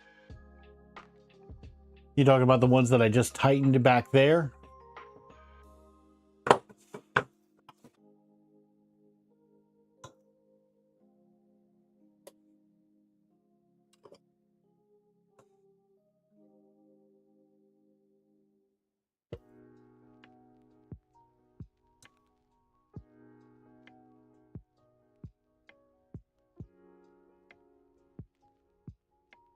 Okay, well, that now slides pretty freely.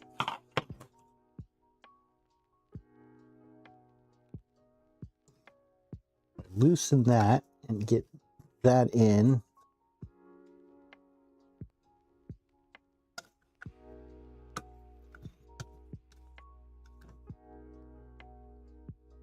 Okay. Let's try it now. There's definitely sitting more flush.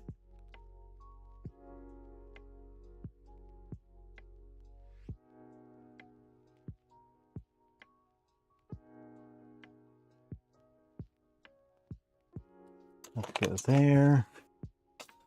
I'm going to get the bottom two in first. I'm not tightening these down at all yet. I'm just trying to get them in. And then we'll go to an X pattern.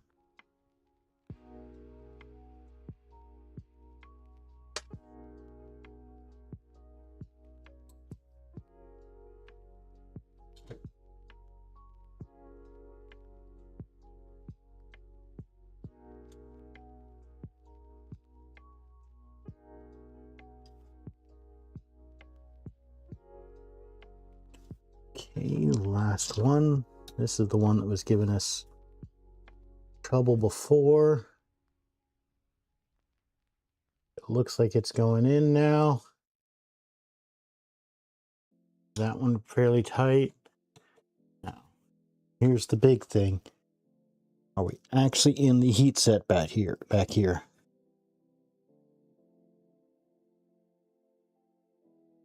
We are actually in the heat set now. Thank you, Thunder Keys.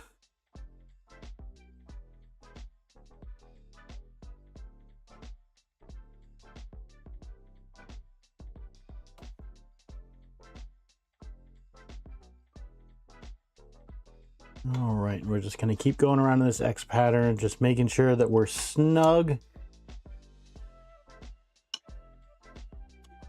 Maybe one ugga-dugga, not much more than that, as Steve would say. All right, we are nice and snug there. There's my mouse. Now, I looked through this 80XL mount. While we do have an 80XL, the printed part is not on here, but I'll still show it to you guys because one of the cool things that I saw, I don't know if you guys will be able to see through the packaging. No, that's shiny. LDO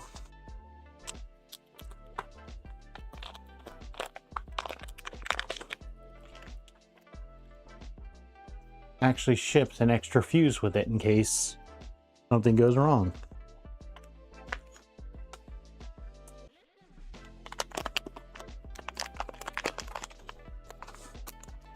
Actually, this might not even be the 80XL. I think this might actually be, yep, this is the Nighthawk board that's going to go in our basement. So the Nighthawk board has a fuse, but they send an extra one just in case you blow it. I thought that was a nice little extra to add in there.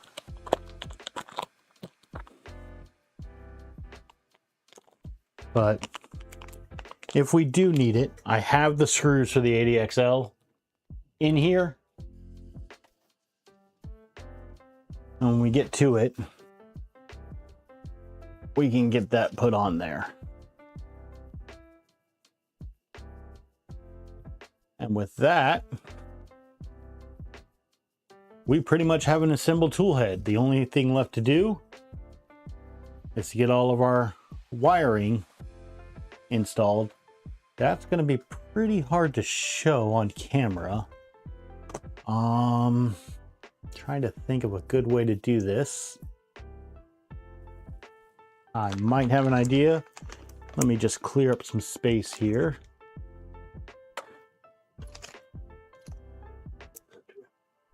Yep. Now, normally I'm streaming for, I've been streaming for about 2.5 hours lately. Is that a good, I'm gonna ask you guys, is that a good amount of time for you guys? Would you like me to go longer? No. What do you guys think? Are you enjoying this? You want me to, because longer streams get done faster. Shorter streams, you get more content coming, so.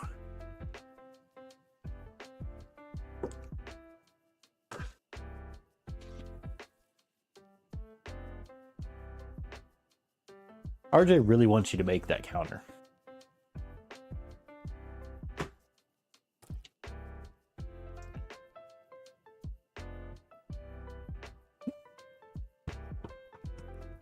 So, well, it's not the best look.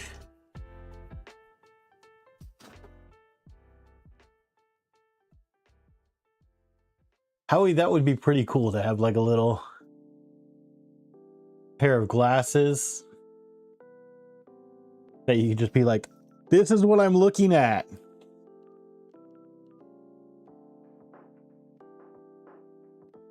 Yeah, Like James just said, the only people I know that make them are Meta, and I don't want to use a Meta product for that. Okay, so let me go back here to this. This actually show me what plugs in where. Am I going to have to find another?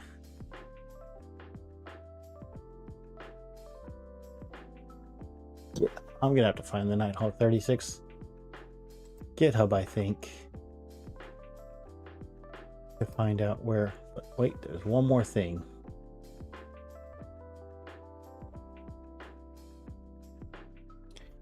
James is making a good point.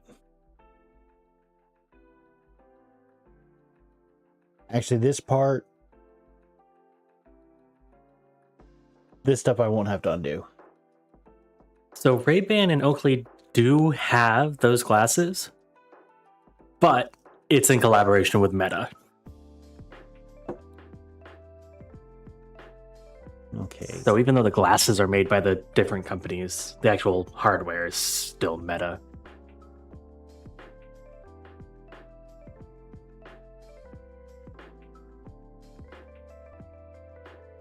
Now, if I have read correctly, the thermistor actually doesn't have, or the hot end cartridge doesn't have a positive side and a negative side.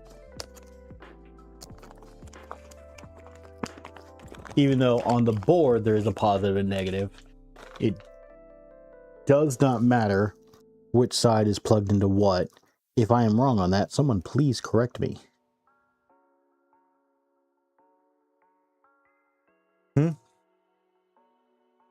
Yep.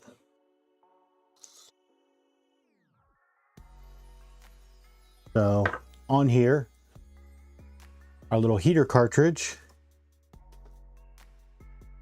plugs in there. Let's see here. Our probe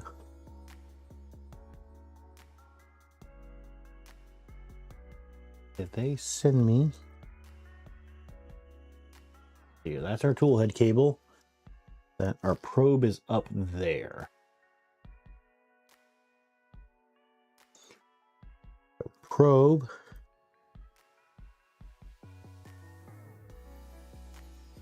goes in there.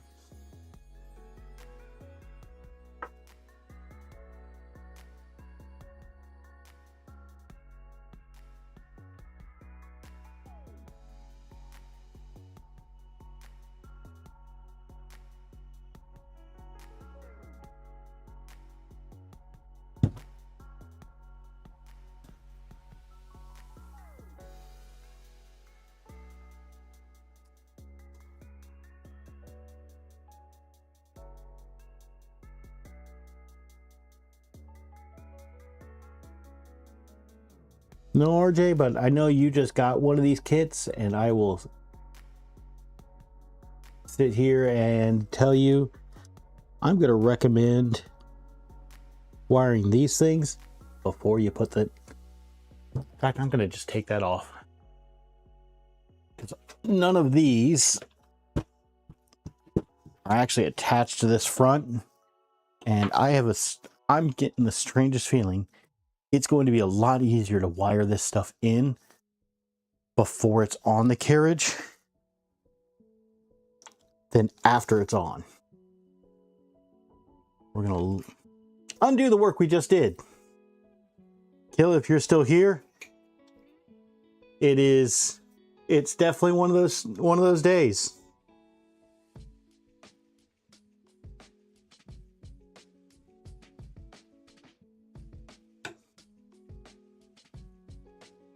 Down under? Well, I know you go through. From everything I've been talking with you about, you go through putting something together, taking it apart, putting it together, taking it apart. Oh, did Tom sit here and tell me to wire up the tool head before putting it on the X-rail?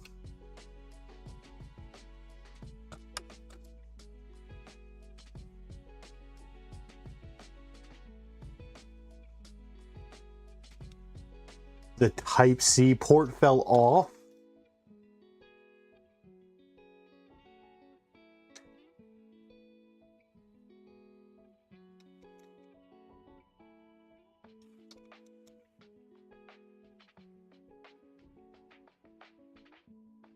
Down under, I feel bad for you because those are tiny solder points.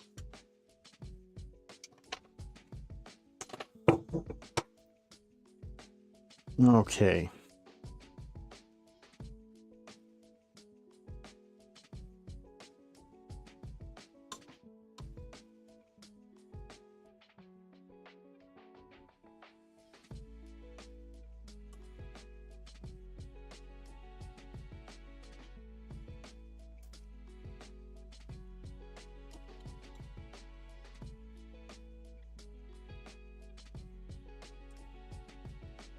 Oh.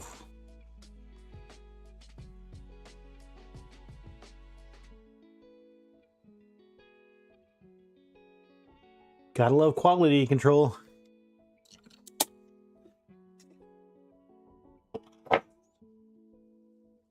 Okay, I'm gonna take probe off. And let's have some fun here.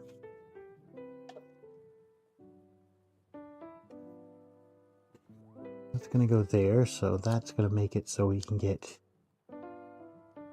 And let's loosen these up some more.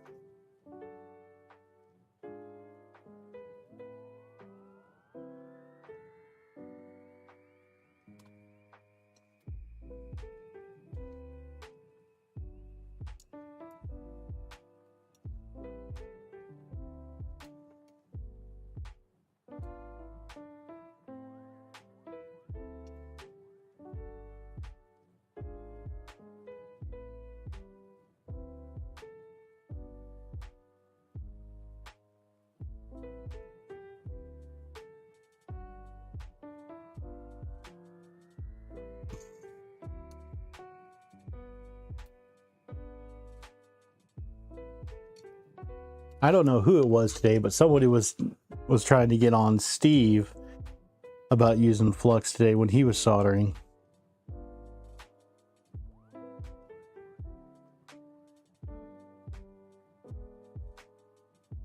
James, I'd beg to differ. If you're playing the card game Flux, you can have too much flux.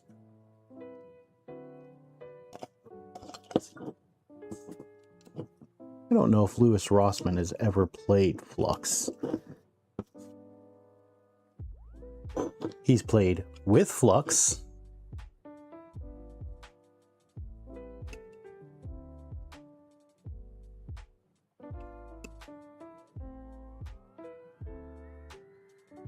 Okay, thermistor is in. Or sorry, heater cartridges. Still getting those two interchanged. Now the thermistor is in. We'll get the probe once we get it back on there. Stepper motor, the extruder motor is in. We don't have the XY end stop yet.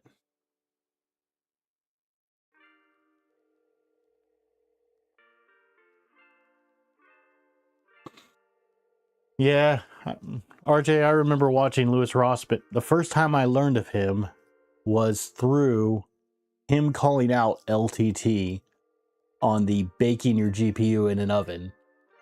And he called out LTT to show him how it was properly done.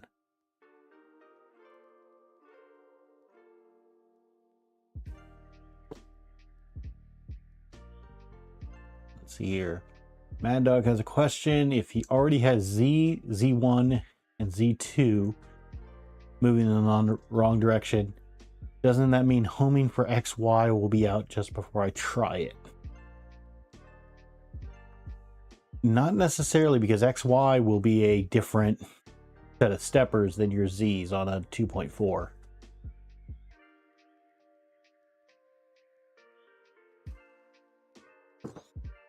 Let me see here. What's the best way?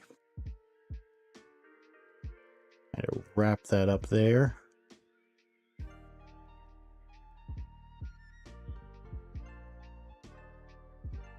And Mike, oh no, it's Mike. If you're still here, I am going to be getting these cables a bit nicer. I just need to get the two pieces onto the carriage before I can do that.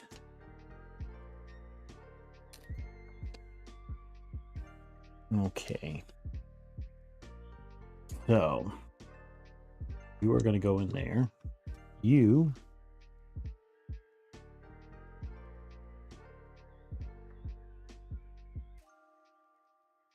are going to come and sit down behind it. Now we're going to grab these. That is a good point, Mad Dog, that Thunder makes. You know, do a stepper bugs before you home. Verify that they're all working. And once you get them working, home. Mike, I know you were talking about keeping those cables nice and neat. I am going to be zip tying these, but first I've got to get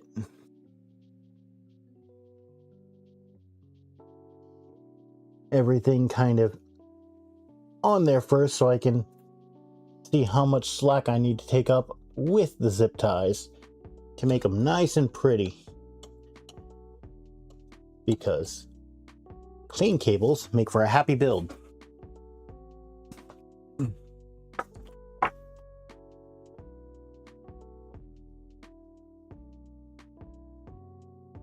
Okay.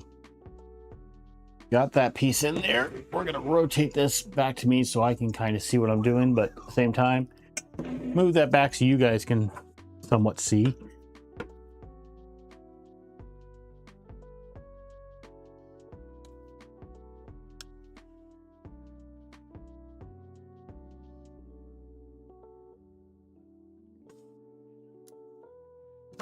I'm going to get a different screw for that, just to make sure.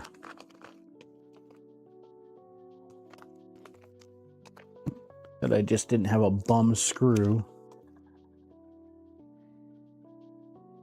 I think that's the one I've tried on two different ones. It hasn't gone through. If the threads were just kind of not right.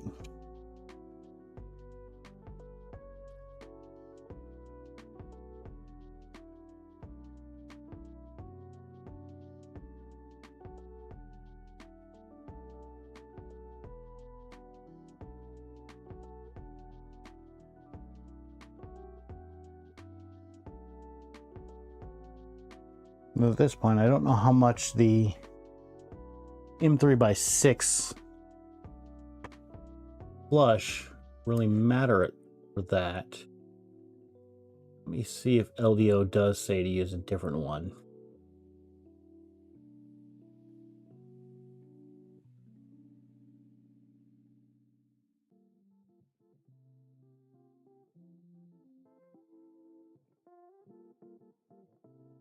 Let's see here.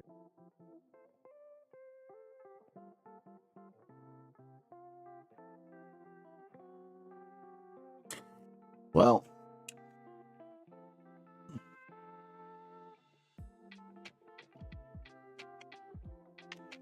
it helps if you read the manual. Yep, so what they're saying is don't use the flush head that the manual tells, the links that they tell you in the manual to put these in, which, oh, that's the wrong manual page. They tell you when you're screwing in the blower fan, use M3x6 in the flush mount. LDO is saying use two M3x8 socket heads. They're also saying flush head and button head screws lengths up to 10 millimeters can also be used. So I'm just going to use one of the mini M3x8s that they give us to get this board in place, because I am tired of that screw continuing to fall out on me.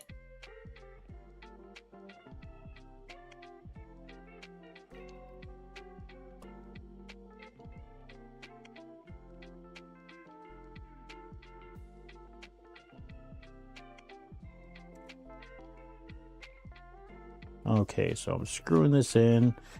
That is biting a lot better than those flush mounts were, or those flush heads were. That's going to hold this in a lot better.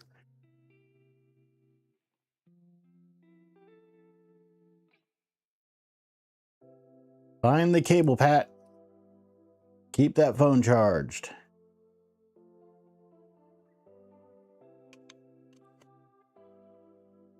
Okay, that's going to stay in there a lot better now as well.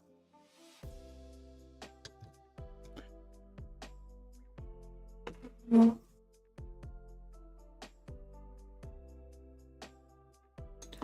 now we're going to get the pins lined up there. Then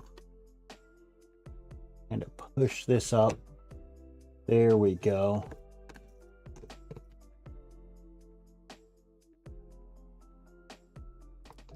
Get that lined up. And now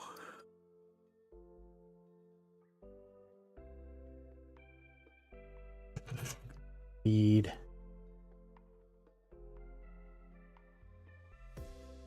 our bottom ones in first.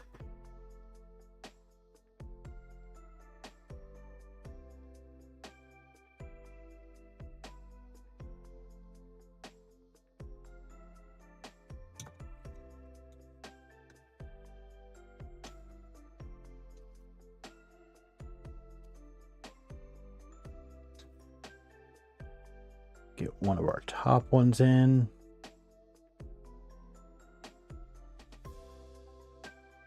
This is going a lot smoother now. Gonna go with our other top one.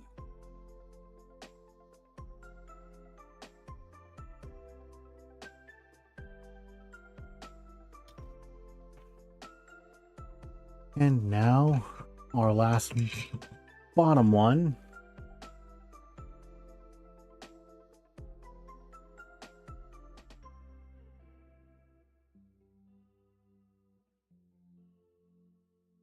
We're screwing these in.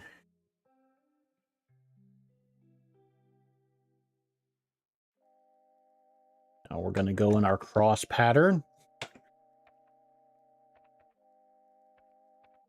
Tightening them down till they're snug and then moving on to the next one, but not going too tight. Because if you go too tight, you can actually get it so that they end up not being flush and one's putting more strain than the other. So once you get them kind of snug, let's go around and feel and get them going until they're all good. Okay. We have that in there. Now we're going to take this, our probe goes up top there.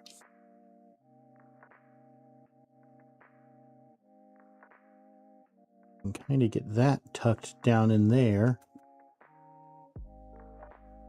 Those cables are going to go out the back. So we're going to grab ourselves a zip tie.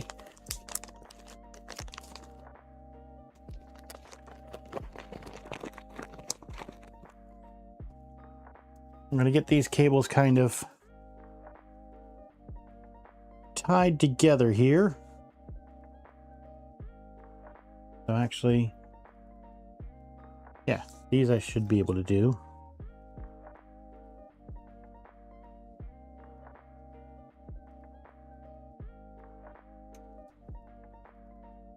give our zip tie a little bend. That way when I come around here,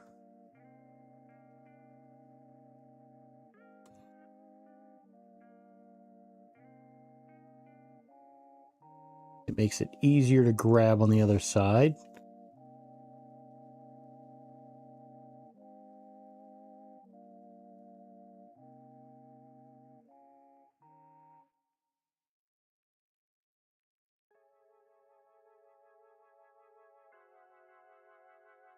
And then I'm going to clip off here. And then I'm actually going to take and rotate this to this camera so you guys can see what this looks like. Let me rotate this around. You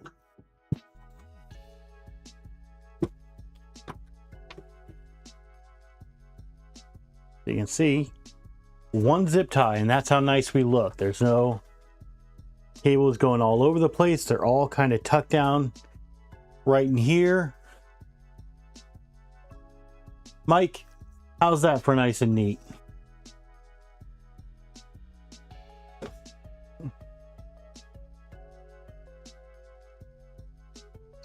Hey James, are you able to zoom in?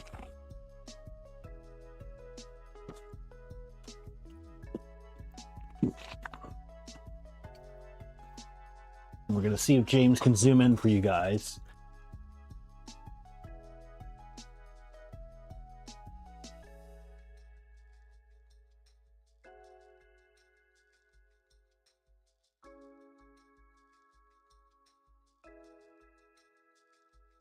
There we go. You can see all nice and neat. Cables out of the way. Now, big test is can this close down? And it can.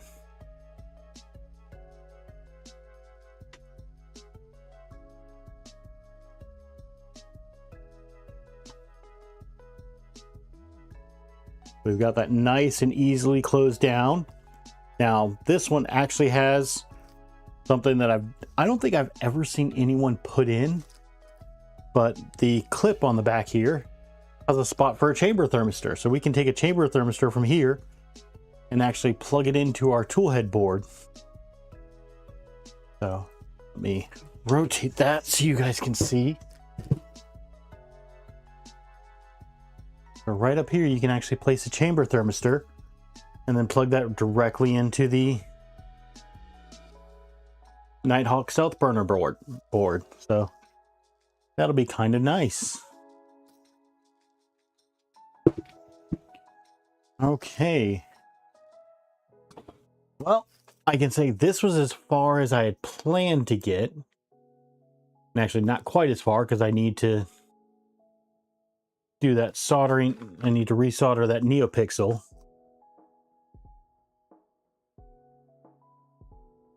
But let's see what it goes through for our next steps. So we've done that.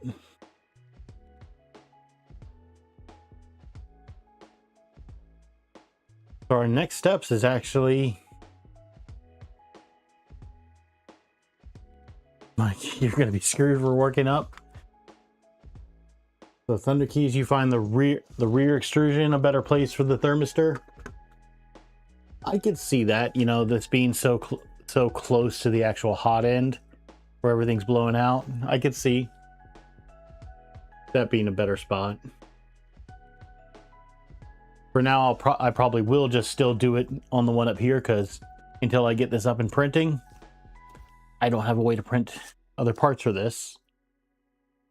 But that is nice. I just thought of something we can do real quick.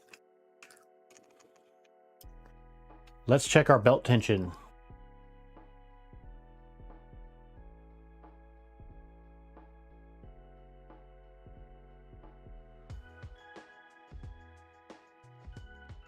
This one is at a 1.1.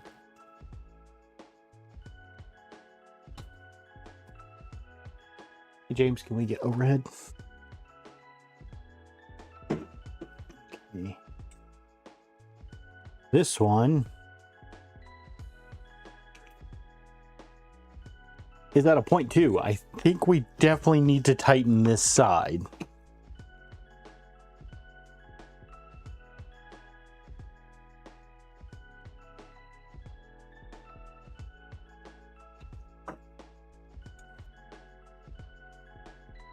Work on getting these. And then just giving it some tap, you know, kind of holding it and giving it some taps, I find lets it settle. That's a 1.25 over there now.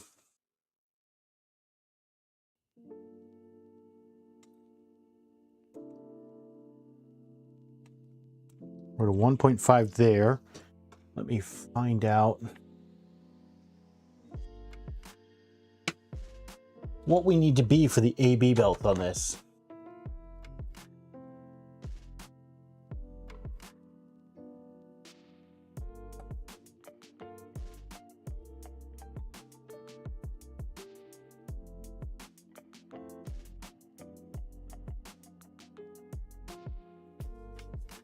This is where I bought it from, and this is the best place I've found for the manual.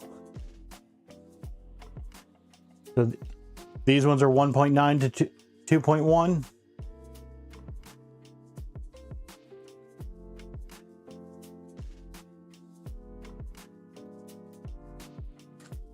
Okay, so both sides actually need to be tightened.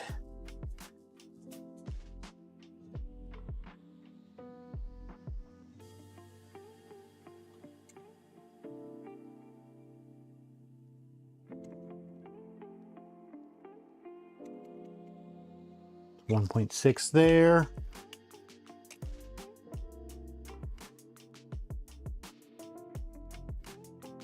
Gonna make sure that we're getting that kind of evened out since we've tightened it.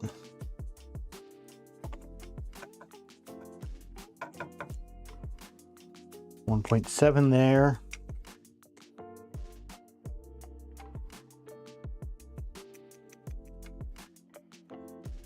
1.65 there. So yep, we need to keep going. We're gonna go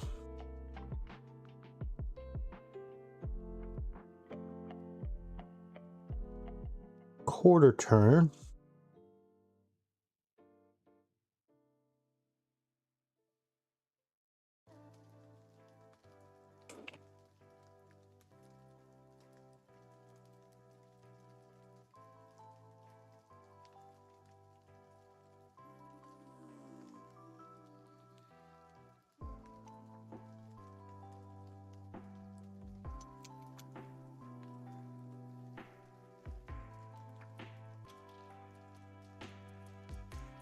Still about 1.6 there.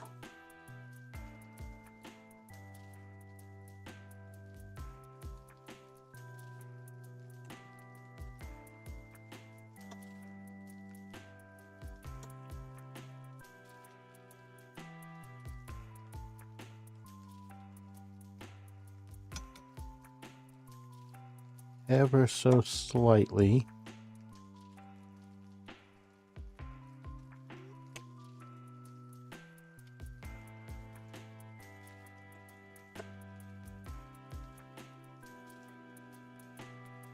Let's see here.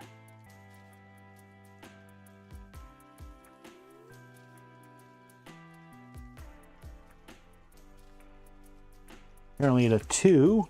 What are we at over here?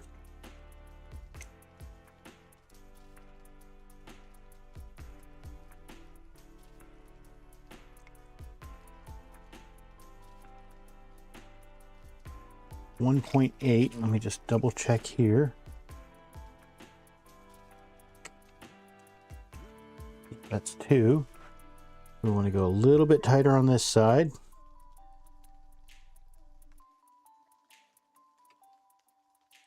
And a little bit of tightening goes a long way on these things. So 1.9 there.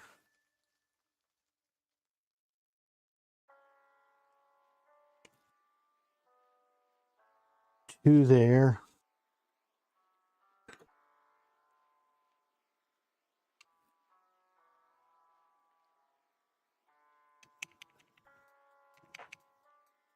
2 there.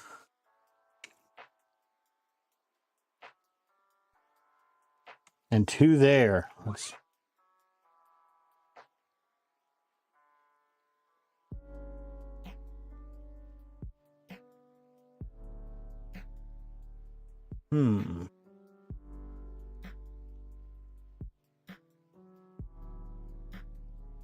Well, that's weird. Either something is binding,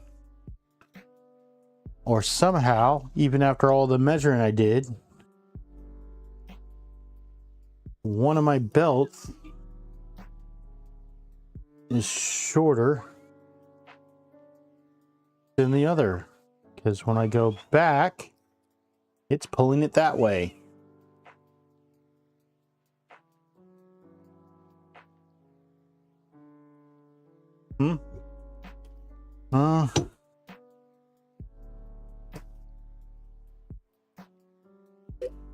Let me push, let me get all the way down so I know that that is nice and flat. That's good there. When I'm here, I'm flush against both there.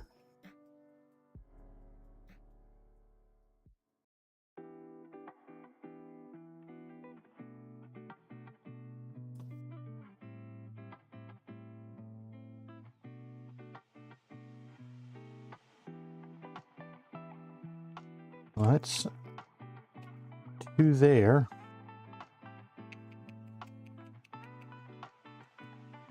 Ah, that could be why. I think I see. Believe it or not, Thunder Keys, I'm at a 2.0 tension on this side, but only a 1.9 on this side.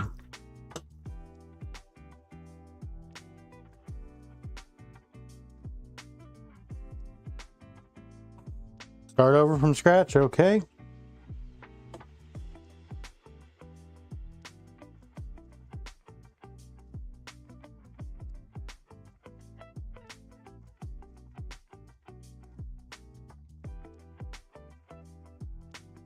All right, that's all the way forward on that one.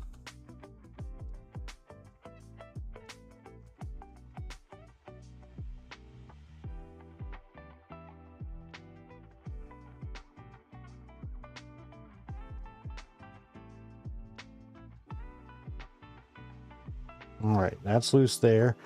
So yeah, even at loose, Thunder Keys, I've got these things all the way forward. Right from the get-go. This side is looser than that side. Let me check and make sure everything is on pulleys properly.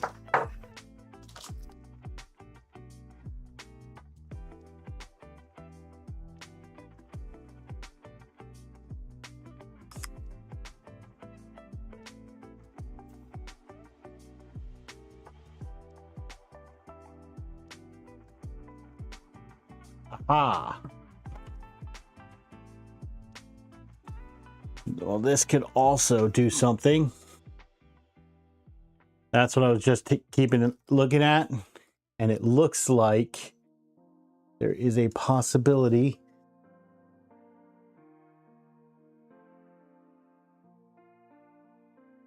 that this one here is a bit low on those bearings.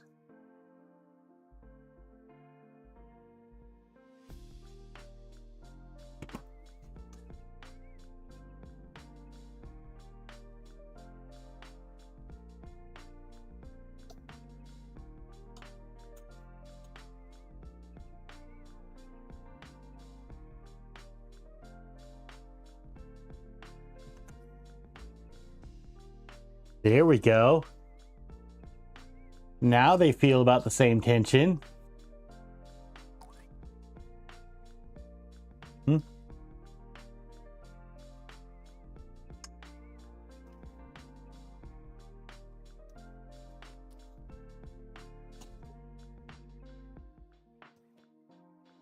That's a lot better.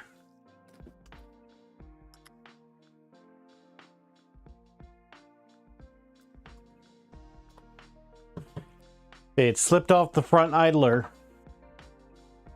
on the left-hand side.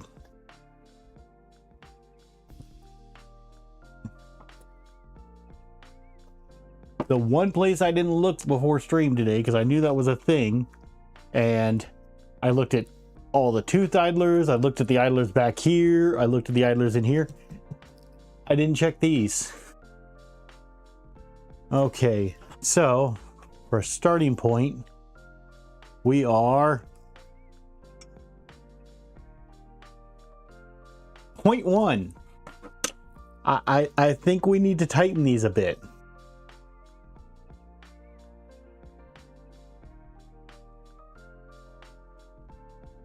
Let's go 1 full turn.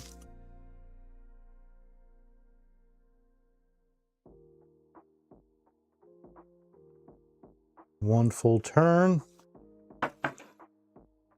Pretty sure that's still pretty loose. Oh yeah. Yep.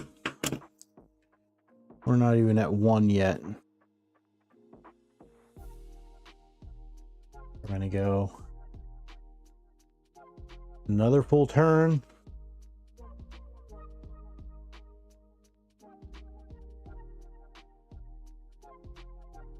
Another full turn.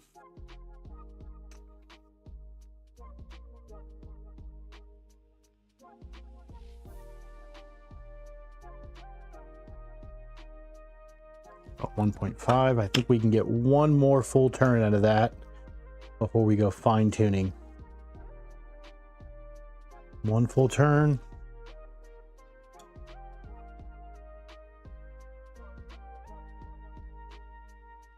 And one full turn.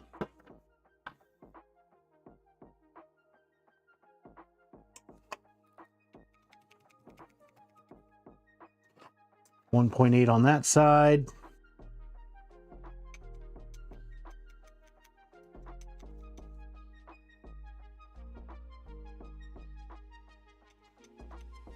$1.85 there. We're gonna go quarter of a turn on this one. Just run through, even them out a bit.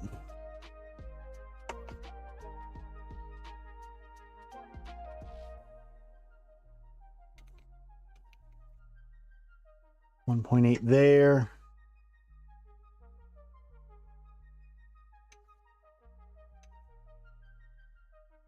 Okay, we've got them exactly even, but I still need to go a bit tighter because we are at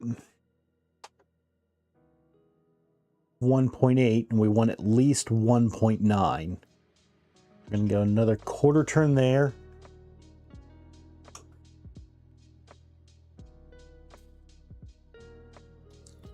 And a quarter turn there.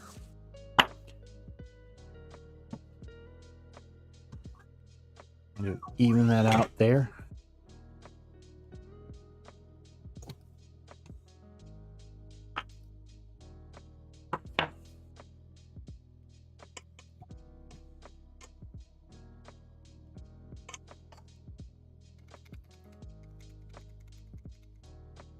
That's a 2.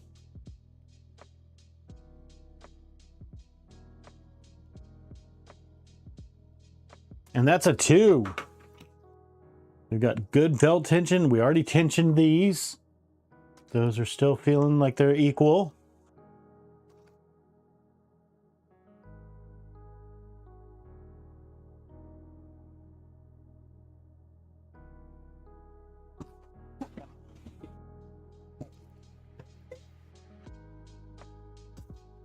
Lift that up. There we go.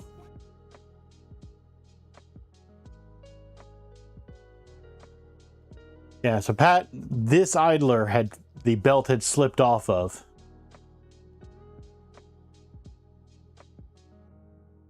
And now when we're going back and forth, there is no movement left or right on that. double check here. Don't have any extra movement there. No extra movement there, so we're not racked. Okay. Thunder Keys, I really want to know how many of these you built that you have all these numbers memorized. I gotta get in a chat with you at some point and pick your brain. I'd love to do that sometime.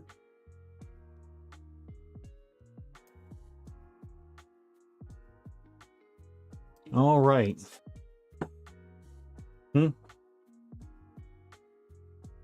Well, let's see here. Down under maker. Torture device installed and onto its magnets. Are you talking about the clicky probe? Down under? Or do you have your own torture device?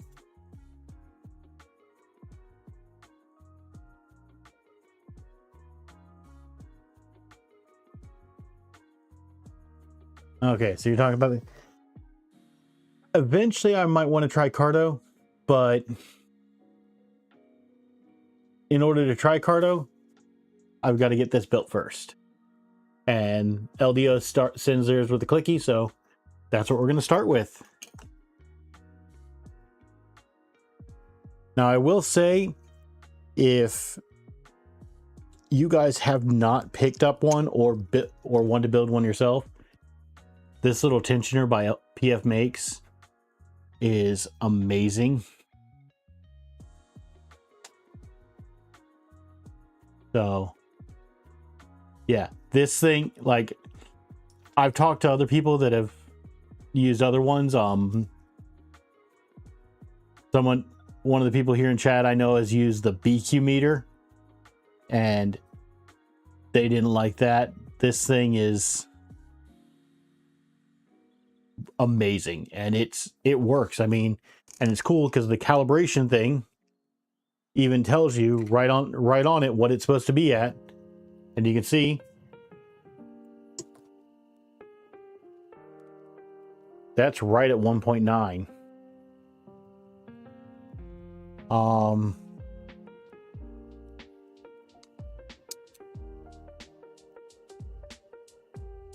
Mad Dog, if Dremic doesn't sell them, you can honestly build this yourself.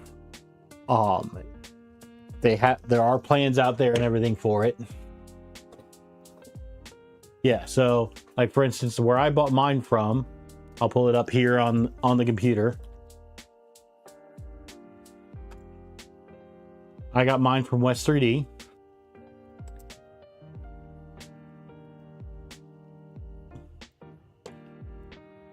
So like,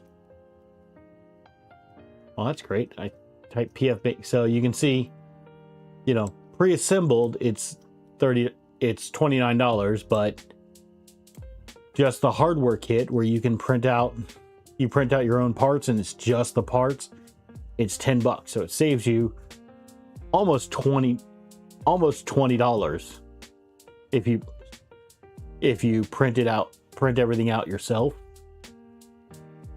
And this has been an amazing tool, and I cannot recommend this enough.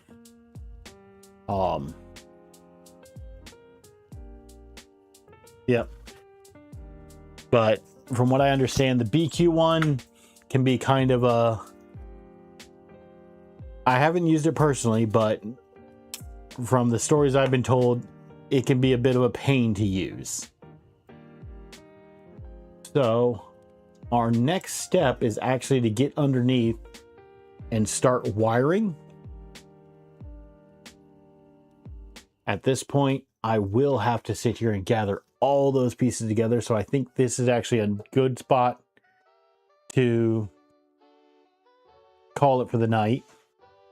By the way, Thunder Keys, James has enjoyed the green and white fidget toy, and believe it or not, I had a coworker that sat here and was having a really bad day, and they are a extreme fidgeter, and they got the teal and purple one, and you know, it gave me joy getting that in, and I figured let's pass the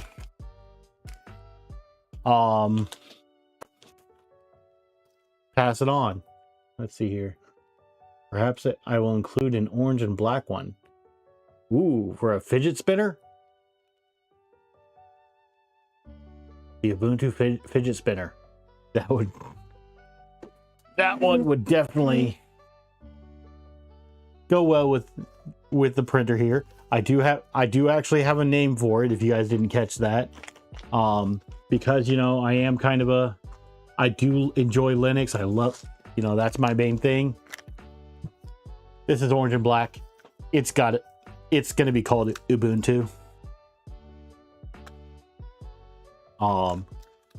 But with that, barring anything going wrong with the stream computer next week, or a flight getting delayed and him coming back, we should be on time next week at 7. I'm going to knock on some wood. Mad Dog, I want to say thank you for, you know, telling me to try this and how to prepare it, because this is going to be a new, like, little snack food for me.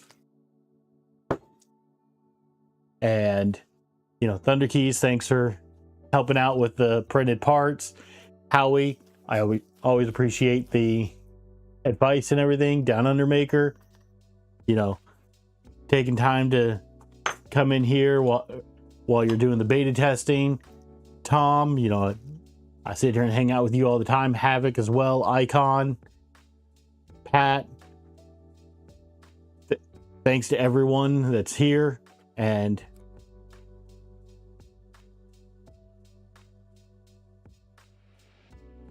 Mad Dog, I don't think I'll do less butter, but I might do more Vegemite next time, because I do like butter as well. I think the butter combo gives it that nice flavor. But I might try it with a bit more Vegemite next time. We'll sit here and see how far I can get until I'm like, but other than that, look forward to seeing you guys next week. You know, hope you all have a happy new year. For those of you living in the future, you know, good morning, good evening, and good afternoon.